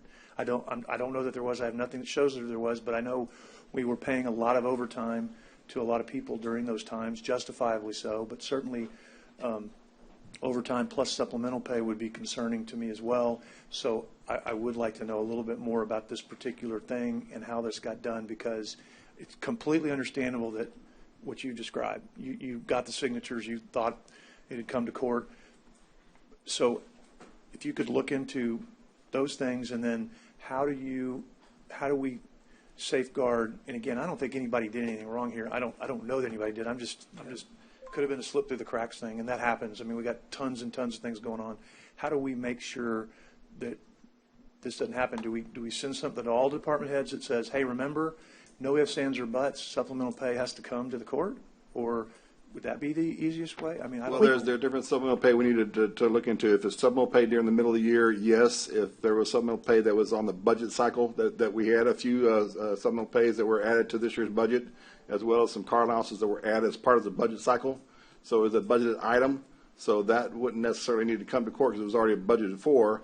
It's just that those items that were not budgeted. No, that's a good point. So when A written policy? Yeah, when we budget supplemental pay, that doesn't necessarily, we're approving that pay. We're just approving the line item in case it's needed, right? Correct. So I wouldn't agree then that just because it's budgeted, we shouldn't see it, because I think it's going to get us in a heck of a lot of trouble if this happens and one department does it and gets it through and the other one doesn't. So there's got to be some consistency. So even though we put in the contingency, which is smart budgeting, right? I don't want the supplemental pay. And I'm one of five. I don't want the supplemental pay to be approved without it coming to us, because I just think that's a dangerous. And we do agree with you, Commissioner. As has been the past, except for this one little situation, is most time the department heads or stuff will either call HR or call my staff and say, what process do I need to do this, this, and this? And we say, of course, if it's an addition to salary, it has to be brought before court before we can process it. So then we direct them to do that before it's gone through to go to HR to get it brought before court. Okay, so maybe because this was HR that did it, they didn't have to run it by anybody like people run it by HR, which could look bad. Not saying, I'm not pointing fingers. I'm saying could look. So we've really got to be careful with this. I mean, exactly. Yes. Because it was about 11,000 is what I've got. I believe you're correct. That was paid, and that's it wasn't a couple $100. I believe you're correct. I believe that 11,000 was the correct amount. Yes. $5 or $500. I mean, it should be, to me, that. I'm not trying to beat the horse, but it should be coming through the court. So if we need to pass, as the judge says, a policy, or if you believe that policy is in place, then we need to reiterate that policy to every department head that every supplemental pay has to come to the court. Because let me tell you, the judge signs 1,000. There's no way she's going to catch every one of these. And I know she looks at every one of them, and I am not in any way. I mean, oh my God, I can't even imagine the POs she signed over the last 2 years with COVID. So, yeah. I mean, this has got to be a better system. I mean, because this may be an isolated deal, may have never happened before, may have never happened again, but please, if we need to pass policy, tell me. If we don't, you think there is one, then please send it out to all department heads. I know the HR policy does state something about this, where whether it's a new hire or a new position, Commissioner's Court does set the salaries for each one of them, and it should be brought before court. New hires may not be an issue because we have new hires going back and forth all the time, and we can bring those to you. However, once someone's hired and you have court 3 weeks later, well, we've already been paying them for 3 weeks, so it's really a moot point that we know they're rehired. But definitely for supplemental pay or any additional pay that's not already budgeted for, we recommend and we tell whatever department is calling my staff that it must come to HR and must come to court for approval. In fact, probably in the future, I think if we just said if and it doesn't go to court, then we're going to take it back from you. I mean, we've just got to do this right? So that's all I'm saying. And that may be we try to say if we don't, we normally would say if it doesn't go through court, it doesn't get approved and we don't get paid. Okay, so if you can, that's fine. And if you feel like there's already that policy in place, if you could just reiterate it to department heads, if you could send me the info as to whether or not they were also paid OT during the supplemental pay, I would certainly like to see that, please. Okay. Thank you very much, Judge. Commissioner and County Judge, basically there already exist an order. At the time of budget, you obviously approve different kinds of orders. One is, freezing of salaries. In this situation, it also includes benefits. So that supplement would be considered a benefit. And with that, it is specific that it must come to court. So Thank it's you very already much. there. Maybe perhaps reissuing it that, sending it to all the departments, reminding them, especially HR. HR needs to know that it has to be brought into court. That'd be great. If you and Dale could send that to them or whoever that'd be awesome. And just because you asked and because I asked before court if it was okay, I sent it to Commissioner Gonzalez, and then now I just sent it to you. I think I sent it to Tyner, which is that there is I asked for an explanation, and I got it from HR. So you're going to see a detailed explanation. Thank you. I'll just look at that because because it was, I don't want to say it was private, but it was given to the county attorney and just to the county attorney from HR. I wanted to make sure it was okay. She said yes. So now you have the same explanation that was given to me as well. But regardless, the department head should know the rules and the policies, and it sounds like you've got one in there, and when they don't bring it, it does not look good. Correct. It looks bad. It looks like there's a reason that they didn't bring it forward, and they were trying to get away with something, and that looks bad. So I think you already have the policy, Dale. There, like I said, the policy in the procedure manual, the policies of the personnel policy changes actually describe the procedures of what to be done. And any time that we have something come to my staff and payroll, they go, well, this was not done this. Well, normally the department will call my staff and say, or my budget team and go, what do I do to do this? Well, we go, okay, if it has to do anything with supplemental pay, increasing a salary, adding new positions, or whatever this, it must come through court because under your budget authority, y'all have the power to do anything with employees portions of. So we told them we will not process anything until it comes through court and approved. So we've instructed several departments. We've instructed the district clerk. We've instructed the tax office. We've instructed the district attorney. Several of the JPs that wanted to do some additional stuff. We go, that has to come through court, including possibly adding temporary. Yeah. So that's something that needs to be brought for court. So even though they may have a temporary budget in there, and if they exceed that temporary budget, we say, well, we need additional money that y'all need to be brought forward to. So the policy does say that HR should be working with these departments that if they need a new personnel or they're requesting additional things that we're not budgeted for, it must be brought to court. Yeah. And so leaving here, we know who's carrying this forward. We know that this is going to be conveyed to the elected officials, the department heads. We will work with HR to direct something about the policies and procedures on anything to do with salary-related information. And on and what we can do on the personal change report, my staff and I can start trying to reproduce this. Again, this will be dated information, is that the information you'll be provided for would have already happened. So all it would be a ratification. It would not be an approval situation. Most likely it'd be best if the information came from HR because they get the information before anybody else. And we've been trying to work with them, and because of all the stuff going on with COVID and working with her staff on trying to do COVID testing, it's been very difficult to schedule time to try to create a personal change report, and that's why we haven't brought one to you at the present. And like I said, my staff is working on 4 payrolls this pay period because of the holidays. It's just time consuming, and I can do this. If we can do this, I can bring in more temporary assistance to probably put together a personal change report. Or I might need to have more resources on my staff to be able to do this. If you want my staff to do it. Or you could give them supplemental pay. We could do that too. And that is exactly what happened. I don't want to get into the weeds. We have a policy. Let's just keep to the policy. The point is that I think it's really interesting when you bring up supplemental pay and overtime, and I'd love to have a legal discussion with you over it. It is possible to have both because they have different definitions under the Department of Labor. So don't get hung up on what the idea that you couldn't have had both. You absolutely could have. Supplemental pay could have been from Monday through Friday, and overtime could have been Saturday or Sunday. It's And HR only has one employee that's exempt. Yeah, so trust me, there is a million ways to cut the cake here. I think the best way, it was already said, is that we want to make sure that there's transparency and that there's a way to put eyes on it. The best definition I heard in the last few minutes is if it's a budgeted item that Dale has identified, right, like the cars, or that would be a different. But I think everybody can figure out there's a difference between the budgeted and the normal course and that which is not in the budget. But what these came through as is I can't remember. NCF1. NCF ones. And I asked how many we do a year, and we do over 1,000. Okay, so I don't want any more than 1,000. So don't anybody get excited that something happened that's totally outside the ordinary course. Every department, I bet if I looked at anybody's department, go back to your history, you've done an NCF1. It happens all the time. So we've got to make sure that we all understand we're looking for the out of the ordinary. Those need to come to court. Who's responsible? HR department.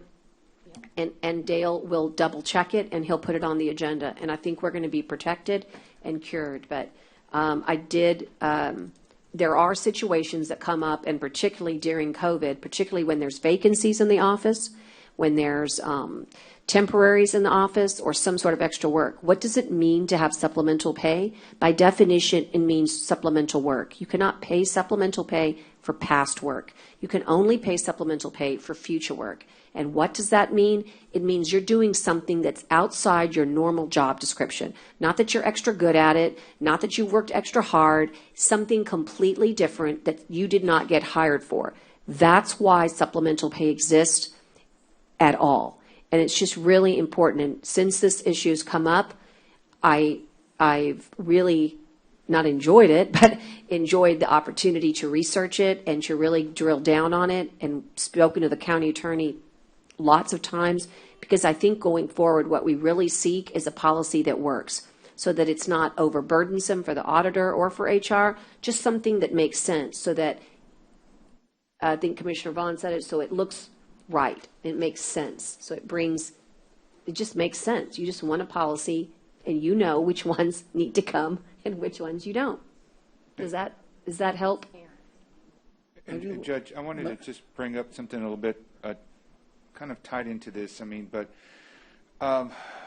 just kind of best practice when we're, this obviously dealt with personnel. I very much think that HR should be a part of this discussion, if not physically here, at least on a Zoom call, or someone from that department to represent it. Everyone is very thoroughly versed in it. I mean, between you and the county attorney and the auditor, but I don't know if you, and I know you got a million things to juggle, or if you designate it to Tyner or whoever, on behalf of the court, that these elected officials and or department heads look at, the agenda and say, hey, that's an item I really need to be a part of, whether they need to get an individual interview from you, or invite from you, or from Tyner to be here, or that they, just like I said, good practice to have, because I think that this was an item that we got most of it worked out. I mean, between Commissioner Gonzalez and Chesney and then our auditor and county attorney. But it would have been good also to have our HR director here participating. So even just as a resource, even if she doesn't have to say anything because everyone already knows enough of the issue. But I think that just kind of will help us on this, because I had a lot of the questions that were brought up, but knowing that this was already part of the policy, like our county attorney said, when we deal with the budget. But as that reminder. And also, maybe, we all know that this is, part, like Dale's going to, I guess, take the lead on notifying all the different department heads and elected officials that that this is part of the policy, and just as a reminder. But, once again, we could have HR or a few others that are kind of standing positions that usually are part of our meetings. I think really need to have that here to help us answer all of our questions, or also just to be more of a participant and more accountable for a lot of the stuff that's coming up before us. Because, I mean, that's what we deal with so many times, with personnel issues one way or another, right, with the budget, with the supplemental pay or other issues like that. So I know Julie's busy. She's handling things on her own. a lot of times individually, but if not her, then maybe her designee that can be here participating, at least just on the Zoom. I agree. I got one point, Judge, if you don't mind. Of course. Clarification on something I guess the HR put in here, and that's about Tyner also getting some supplement on an ongoing basis. But I just want to make sure that the court understands that Tyner was brought to court Exactly. and was approved by the court. It was brought to court. To get supplemental pay during the time that he was standing in for Steve. And I know because I made the motion in court, but that was brought to court. I just want to clarify that.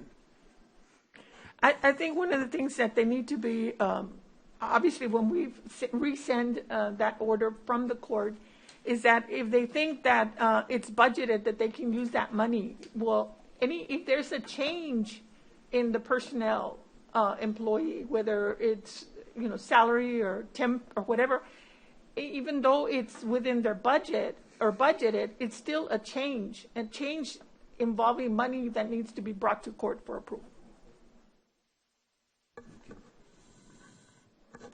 Again, I think Dale's letter can clarify that about he should add that, because I think that if it's net neutral, it's going to be looked upon with high favor by the court. But I think. But you have to make the decision. But you have to make the decision. Right. So I think that's something that you can clarify. If they think that it's not affecting the budget, they may feel like they're not subject to the rule. And so now we can clarify that. Okay. Are there any further questions for Dale? Laura? Anybody? Okay. All right. The next piece of agenda items is completely in a different direction. Scott, we should have put you simultaneous. I'm sorry to make you wait, but in a way, it helps us get away from one thing that was Yeah, kind we can of get on all the that nasty negative. stuff out of the way and celebrate something now positive. we can talk about just awesome opportunities. Tell us about the Peregrine Foundation. Okay, so y'all should have a PowerPoint presentation as a backup document that I submitted on this agenda item, along with a proposal. And so I don't know if Tyner's going to pull it up or not, but if you look at your backup documents, I would like to take you through this PowerPoint. It's just a few slides here to really kind of set the tone, if that's okay. And I know, as you all know, I'm very fast on my agenda items, and so this time, if you don't mind, I'm going to take a little time to go through this one because I've banked a lot of time with you guys. So, are you okay with that, Judge? Yes. Okay. Yes. All right. So, that first slide there, if you can see it, I put this together. Basically, what we're talking about, I'm talking about a partnership of Nueces County Coastal Parks and the Peregrine Fund folks to continue with our efforts with the Opalmado Falcons, that we started 5 years ago underneath a smaller grant that I got through Bays and Estuaries Program and in combination with U.S. Fish and Wildlife. So aside from the Peregrine Fund, Fish and Wildlife have also been a great partner for us. And so, and then if you go to your next slide, this is just some fact points to talk about, just so you guys are familiar with this, because I think this is really cutting edge stuff, and it's a once in a lifetime thing for me and for this county to be involved in. So where it says Opalmado Falcons once diverse, it should say were. I forgot that word. We're once diverse with our southwestern grasslands. The species disappeared in early 20th century. Now the next slide is really remarkable, and until I started doing my research on this, I was not aware, but as of early as 1994, there were no breeding pairs in the population within the population of the United States, none at all in the U.S. So I think it's pretty remarkable that we've been engaged in this effort, knowing that 1994, not too long ago, this bird was basically extinct in the U.S. And it was home. Its home was our grasslands in the U.S. There's the next slide. You can see those cute little critters. They're little baby Opalmado falcons. They look like little dinosaurs. And so what they did was, through captive propagation and reintroduction, the Peregrine Fund folks, along with U.S. Fish and Wildlife, they would actually go out and get adult eggs where they could find them, and they would incubate those eggs, and then they would go set those eggs up and hatch them, and they would take those baby birds, establish a hack box somewhere in an area where they were trying to reintroduce them. And so there were, as of 2005, still only 44 breeding pairs, and they fluctuated over time. And what that means is that 44 may have gone up one year, down the next year. It just depends on survivability of the chicks and the adult males and females. And Hurricane Harvey, pretty much most of your nesting activity, as far as our activity within the population of the Apple falcon, it's Matagorda Island, St. Joe's Island, or San Jose, we call it St. Joe, Mustang Island, North Padre Island, and down in the valley. And so when Hurricane Harvey hit, there was a well-established nesting platform on the island itself with several pairs. This bird, once it meets its mate, whether it's male or female, this bird does not like company of other couples. They prefer to be loners, and they need at least a 2 to 3 mile area to forage and fly around and find their prey. And so what happened in Harvey, it took out all those nesting platforms, and it also killed 60% of the adult breeders in the population. Now, that's devastating. And so so I've kind of kept up with Paul Jurgensen, who's at the Peregrine Foundation over in New Mexico, and there's another partner of his that's in Montana. And so we've been kind of watching this. Well, and interestingly enough, in 2015, I want to take y'all back. I know Commissioner Gonzalez was here, but I don't know how many of you other were here. Okay. Well, Commissioner Pusley, sitting in that seat at that time where Commissioner Vaughn is, I came in here to discuss what we were going to be doing with these nesting boxes. And we've got 2 that we've established on the Clayburg property. And remember, we had just gotten the Clayburg property in January, February of 2015, and there was a lot of controversy around that. And so I was trying to take us away from that controversy. And so I came up with the idea of the Apple Model Falcon. Well, I came in here in that year and executed what's called a safe harbor agreement. What a safe harbor agreement does under U.S. Fish and Wildlife, and it's specific to that property, that safe harbor agreement says, okay, you're going to go out here and you're going to do this species reintroduction. But at any time, if you want to go back to whatever your net species count was before you executed the safe harbor agreement, you can do that. Well, in this case, it would be net zero. And that was just a way to not basically have the court locked into something if they ever decided to go a different direction. However, it would not be very popular if you decided not to keep those Apple falcon nesting boxes out there. Just be straight up with you. And so, we got that out of the way. And then on the next slide, you'll see we went out in February of 2016, and these are what the nesting boxes look like. They look like little jails.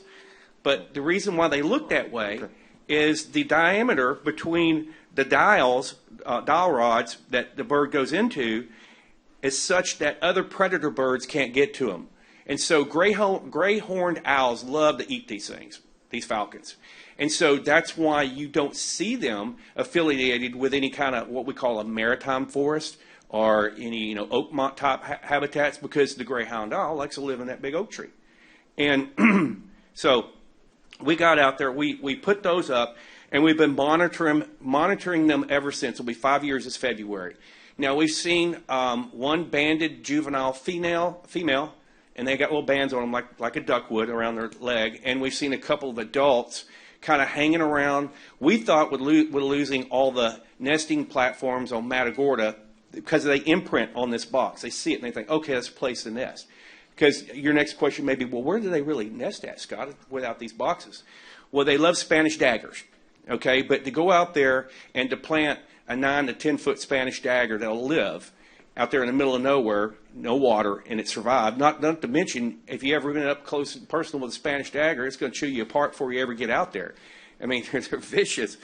So this was a way to accomplish that. Now, on the next slide, this is really cool.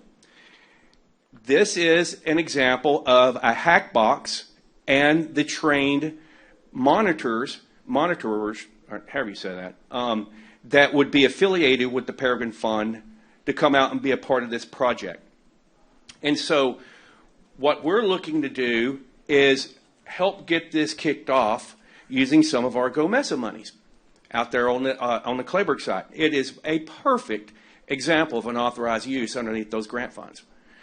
And so what they will do is they're going to come in, and you see, if you were actually able to set and count these, mine's black and white, just save color, but those are 12 juvenile Apamado falcons. These guys will come out, and they'll build that hack box, get everything set, and they'll actually, this is really neat, they'll go around and they'll collect eggs from different nesting pairs all around South Texas and on the island.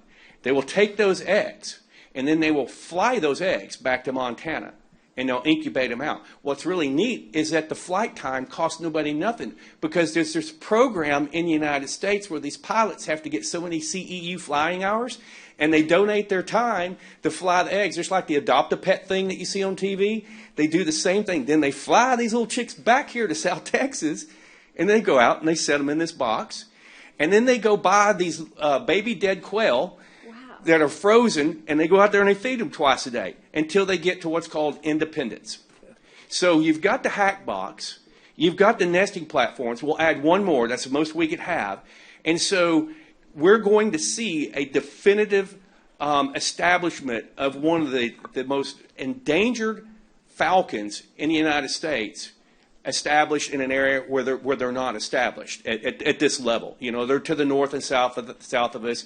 And I think, and I've been talking with my Padre Island National Seashore partners, I think there's an opportunity that they're going to benefit from this as well, because they're going to go out.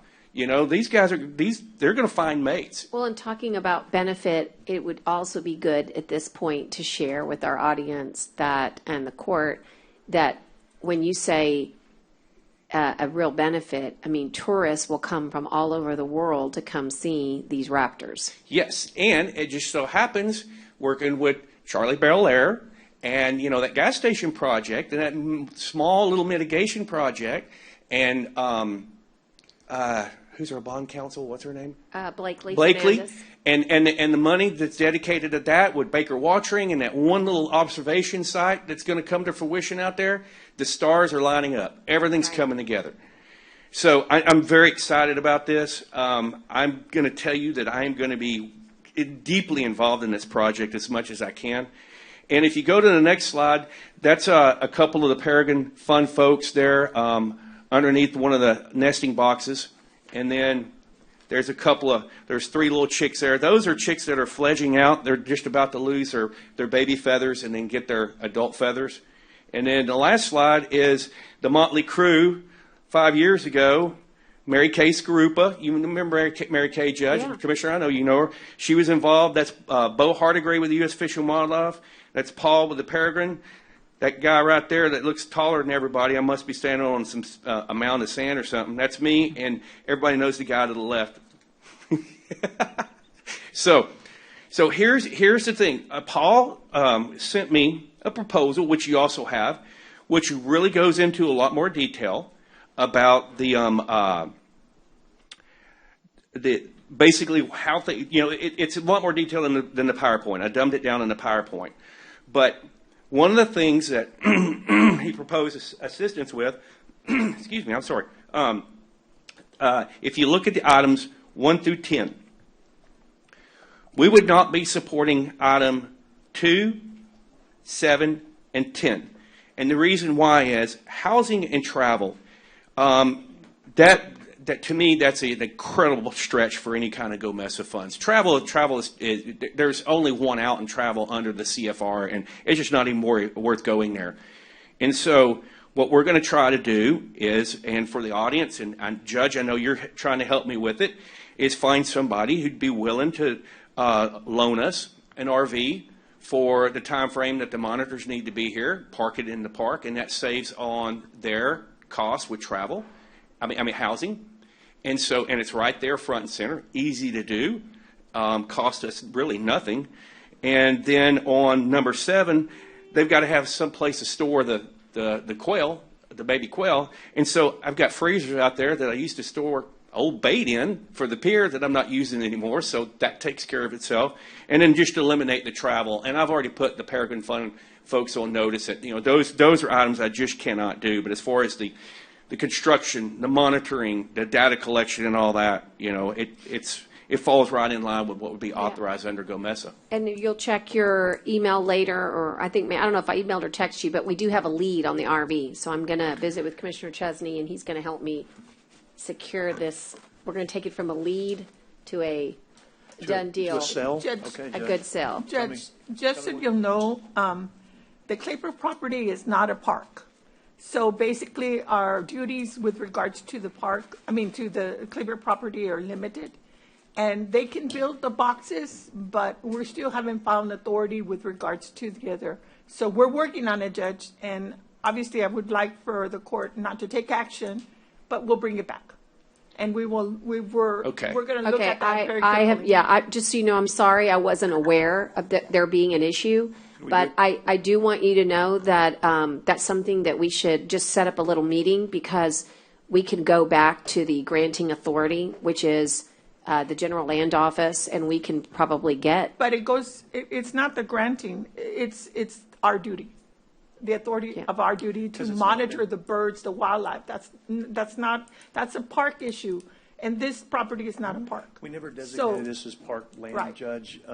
But we can build the boxes.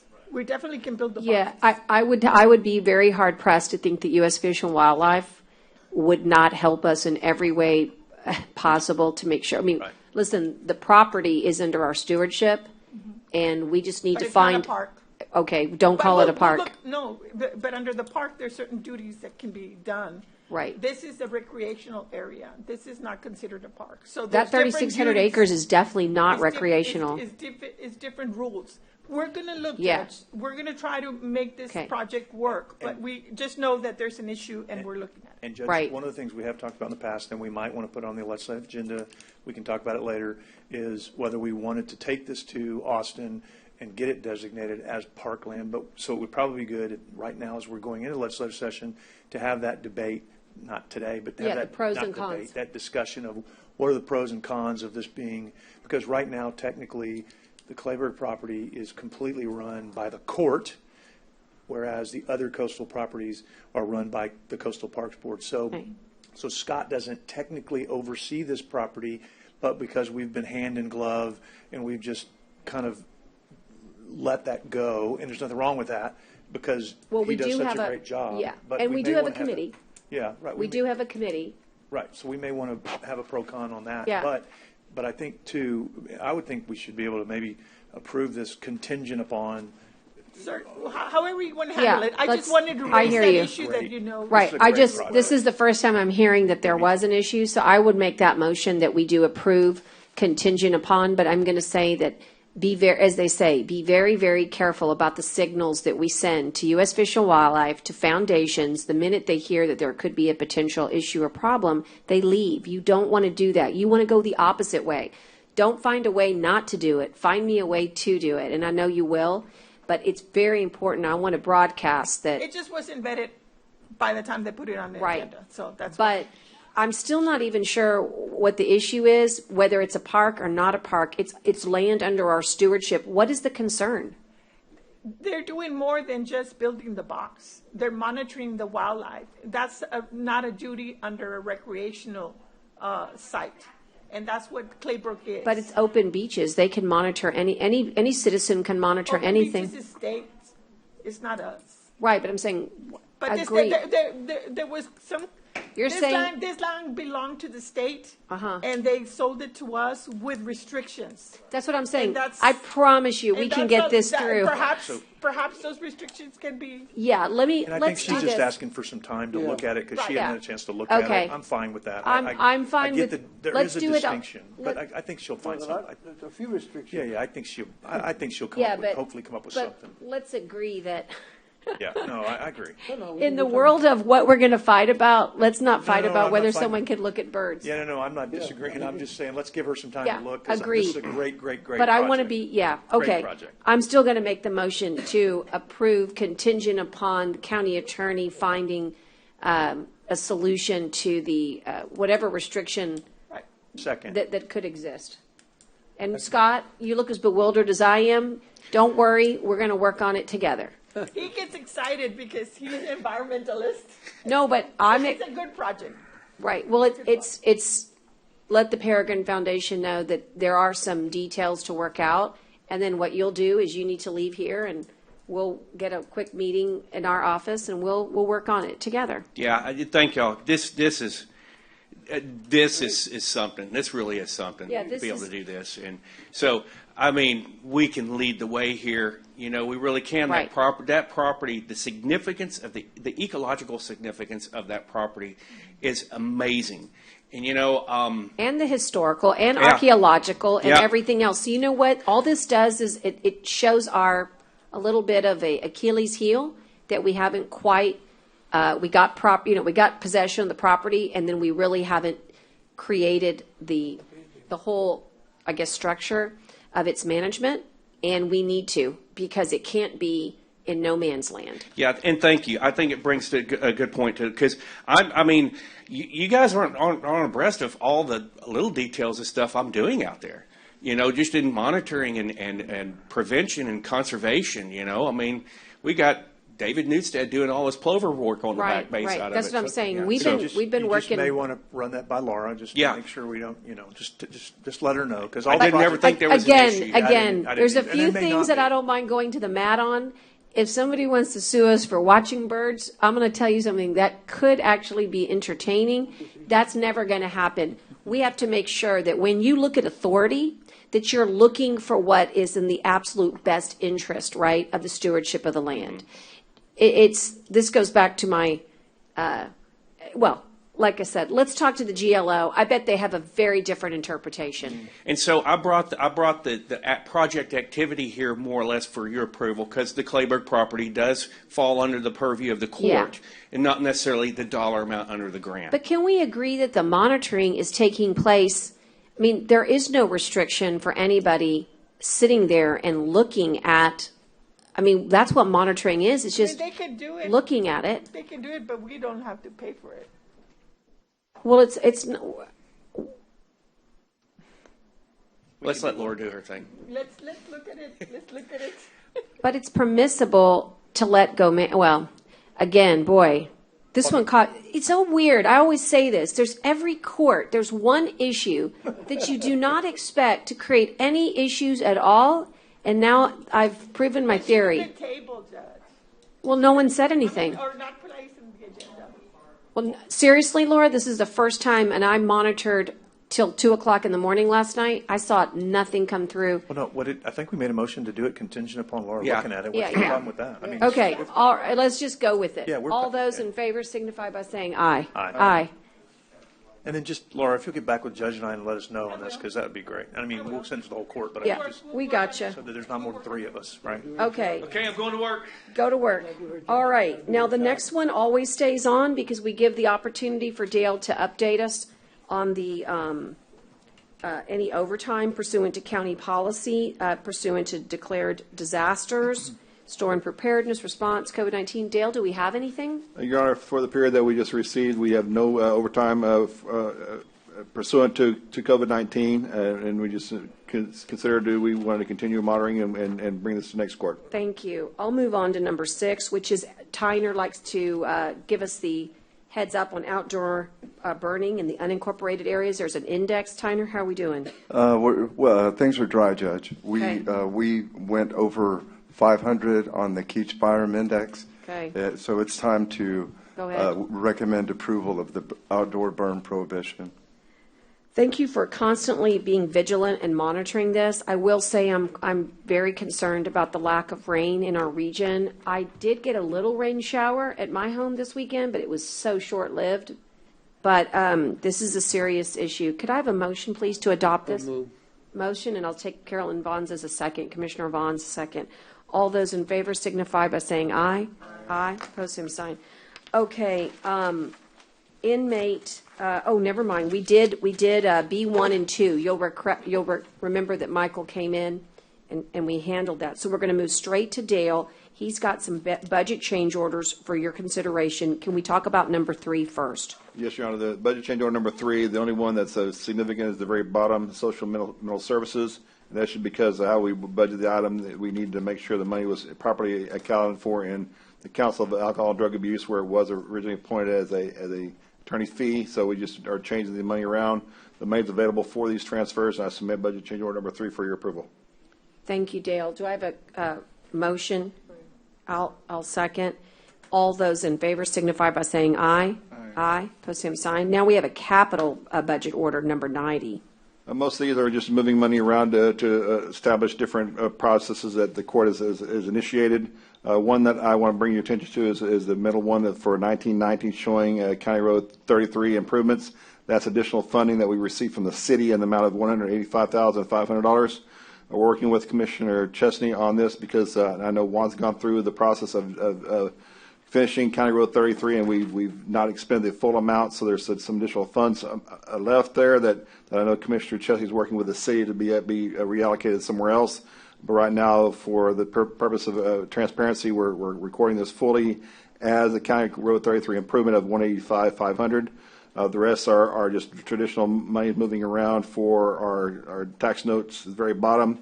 We're developing the courthouse and redevelopment envelope redemption, as well as some GLO matches, as well as our radio upgrade that we've been talked about recently. So this is a budget change order for our capital projects.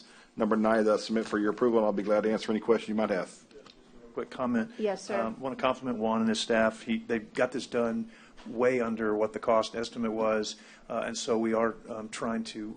We've already approached the city with 2 other potential projects in my precinct that we might look at co-oping with some of the COs that I have and some of the COs that some of the money that they've already sent over, because I got some of mine back based on the fact that it didn't cost as much as well. So we're working on that. We should have that.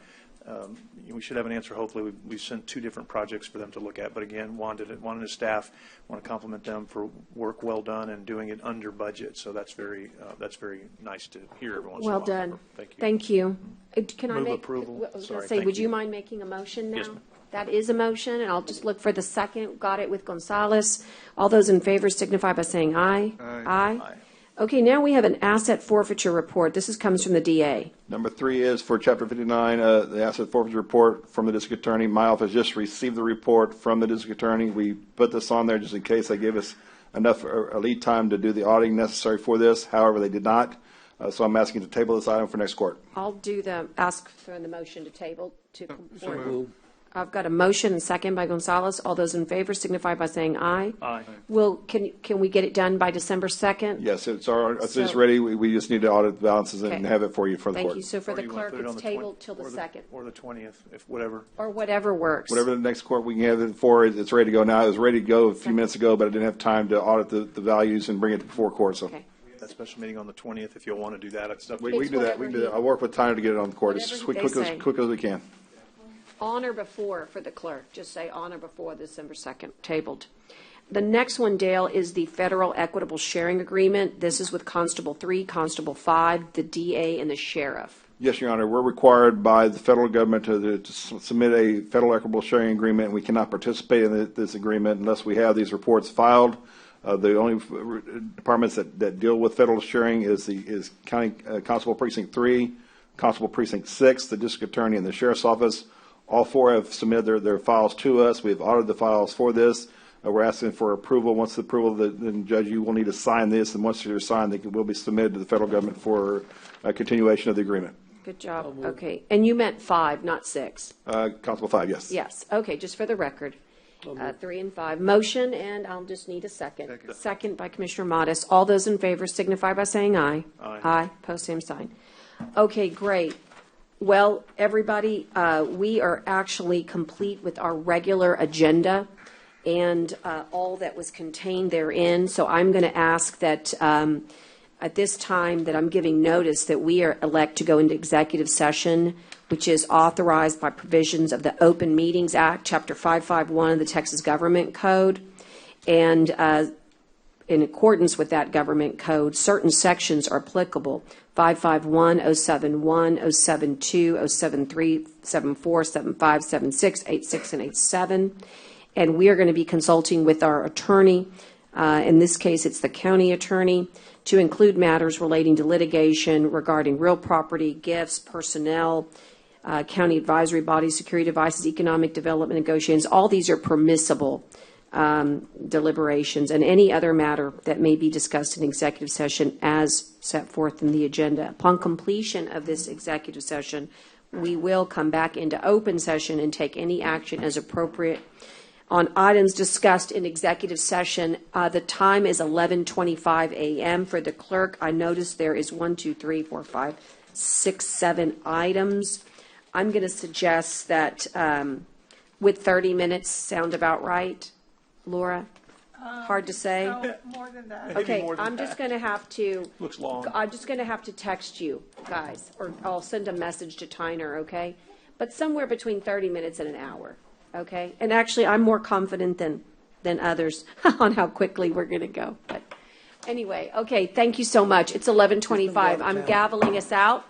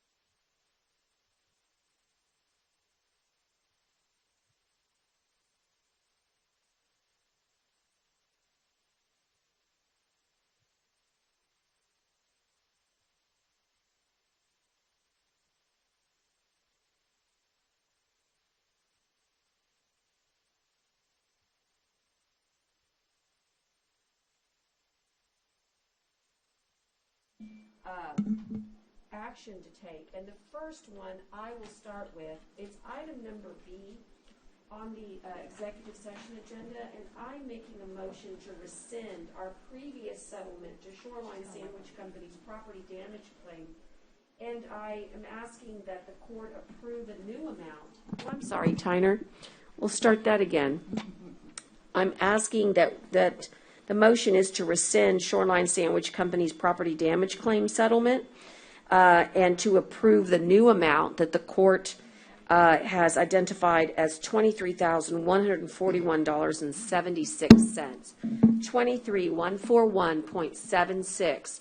And I make the motion, and I'm looking for a second. Second. Thank you for a second, and all those in favor signify by saying aye. Aye. And then I believe we have another motion to be made regarding item number F. Yes, Judge, I make a motion to go to mediation for the outstanding Belfour property restoration invoice. Okay, good. And we've got a motion, a second, and all those in favor signify by saying aye. Aye. Aye, post same sign. That concludes the items that need action. All the other ones were either for consultation or just pure discussion. And now I would ask that we move to adjournments in memory of Commissioner Vaughn. I do. David Mendez, founder of Divine Mercy Productions and lifelong resident of Corpus Christi and proud Moody High School graduate, class of 1986, was received by the Lord on November the 8th, 2020, at the age of 53, after an 18-month battle with cancer. David was a loving father, son, brother, and fiancé.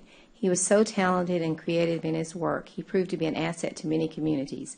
His passion involved capturing all the special moments and persons of the area through photography and videography. As an avid boxing fan and former fighter, he became a well-known ring announcer in the South Texas area. David was a Golden Gloves member and founder of Coastal Bend Boxing Association, which aimed to promote and celebrate those who take part in the sport. He was also the co-founder of Operation Thanksgiving, which involved serving the homeless at the Mother Teresa shelter. David was a blessing to many and shall be missed by all who knew and loved him. He was preceded in death by his father, Ernesto Mendez. You know, I didn't know him. I didn't know he was into boxing like that. I knew him from pageants. I met him through the city, and my granddaughter was in pageants, and he started doing all of those. And we became really good friends, and I used him in the campaign some, and he was the nicest man. So he's really going to be missed. I agree. He did all of the, well, I'm sure he did a lot for Education is Our Freedom, but he did everything for the Dr. Hector P. Garcia Memorial Foundation every year, and he also did campaign videos for me, too. So he was just excellent at his craft, and he will be missed greatly. Thank you for that.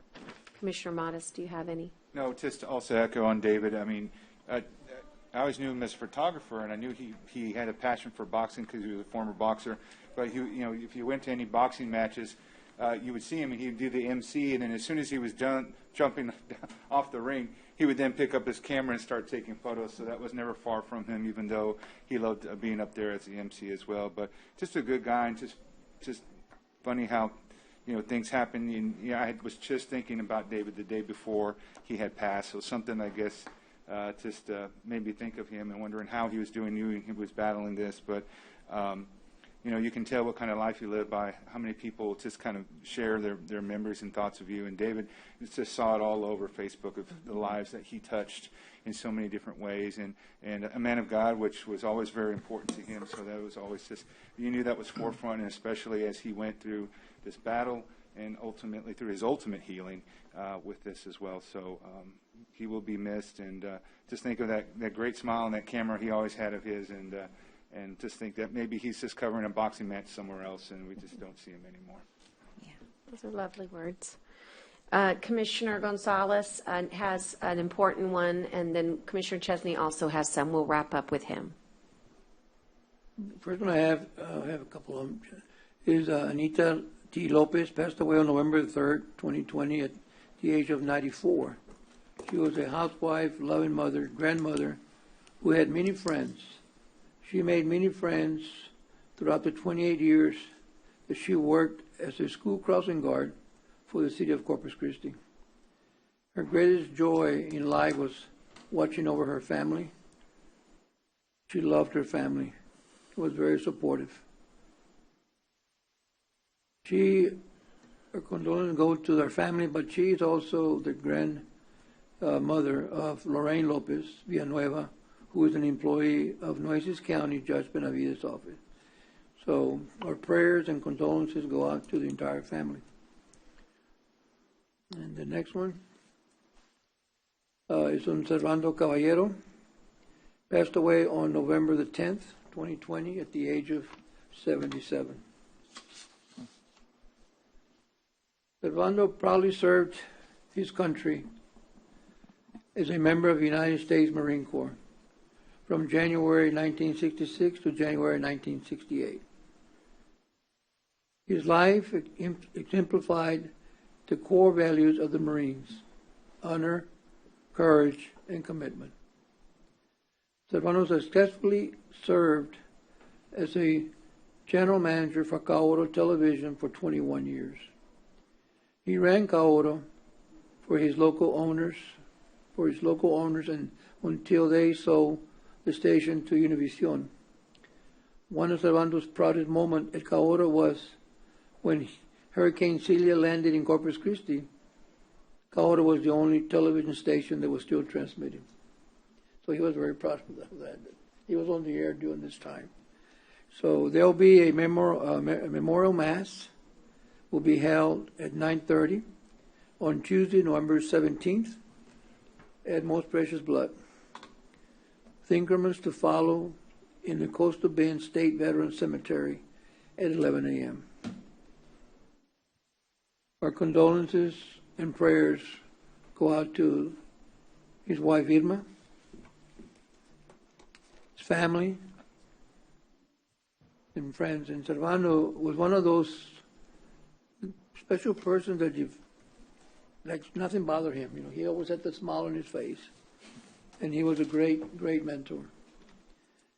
He will be missed by many, and our prayers go out to the family. I just want to say one thing real quick on David Mendez. David Mendez really hit home for me.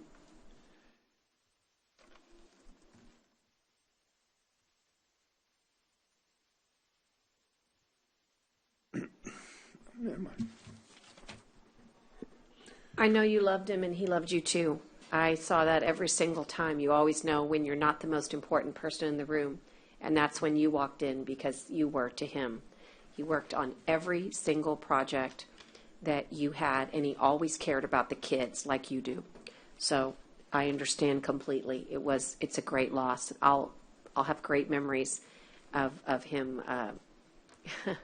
We would make him wait forever, because we would literally want everybody to have a say-so in whatever video we were producing for scholarships, and he had a great patience and a great love for what he did. And for Irma, I just want to echo what you said about what a fine man Mr. Caballero was, and my family the Canales family extend our greatest condolences as he and his wife Irma, along with others, but primarily they were the driving force behind keeping my grandmother, Dr. Cleo's legacy alive with the Spanish-American Genealogical Association. And I just was so grateful that they were able to bring statewide conferences here to our community and keep the traditions and cultural significance of the Spanish-Americans' historical contributions alive. So very, very special people, and we're thinking of Irma and the whole Caballero family today. Commissioner Chesney? Judge, I would be remiss if I didn't add on to both the Caballero and the Mendez family. David was a great guy, did stuff for, it sounds like everybody else up here. The last project he worked on me was actually helping me with some project for my my son. So great loss for the community, for David. Also for the Caballero family as well. I remember I went to school with her daughters, and just a terrible loss. He was such a good guy, and whoever said it, he always did have a smile on his face, and just nothing really bothered the guy, and he was such a good guy. So the community has lost two really great servants in Mr. Caballero and Mr. Mendez, and so I wanted to add my condolences as well. And then my additional one is for Jimmy Campbell. Jimmy was also known as Senior Jaime. He was the owner of Senior Jaime's, and I didn't know that. yeah, he died from complications from a stroke, and another taken way too young. And I've known Jimmy a long time, and certainly want to pass on the condolences to his family. And I guess next time you're at Senior Jaime's, raise a glass to him and give him an extra toast. But our condolences to the Campbell family as well. So thank you, Judge. Thank you. I think that concludes all the adjournments in memory that come from a personal nature, and we always want to acknowledge all of those that we've lost from COVID-19. I was remarking that during our we have no deaths reported today. I'm always so grateful for that. God dog it, I'm just so grateful when I get a noon call, and I usually get about a 4:30 or sometimes 5 o'clock call. And I swear it's almost like it jolts you. And we had 5 deaths yesterday, but it logged in as 6. One was a previous death we wait sometimes for death certificates to come in to confirm. And it was too many for the weekend. So I just wanted to express our condolences for all of those Nueces County families who have lost a loved one to COVID-19. And I pray every day that we will have this behind us in 2021, where I will report no deaths related to COVID-19. Thank you for a very good court. It's time to adjourn. As we say, it is in Robert's rules. This does not need a second. We are adjourned 1:11 p.m. Thank you to the clerk. I've signed everything for you and left it for you. Okay, thank you.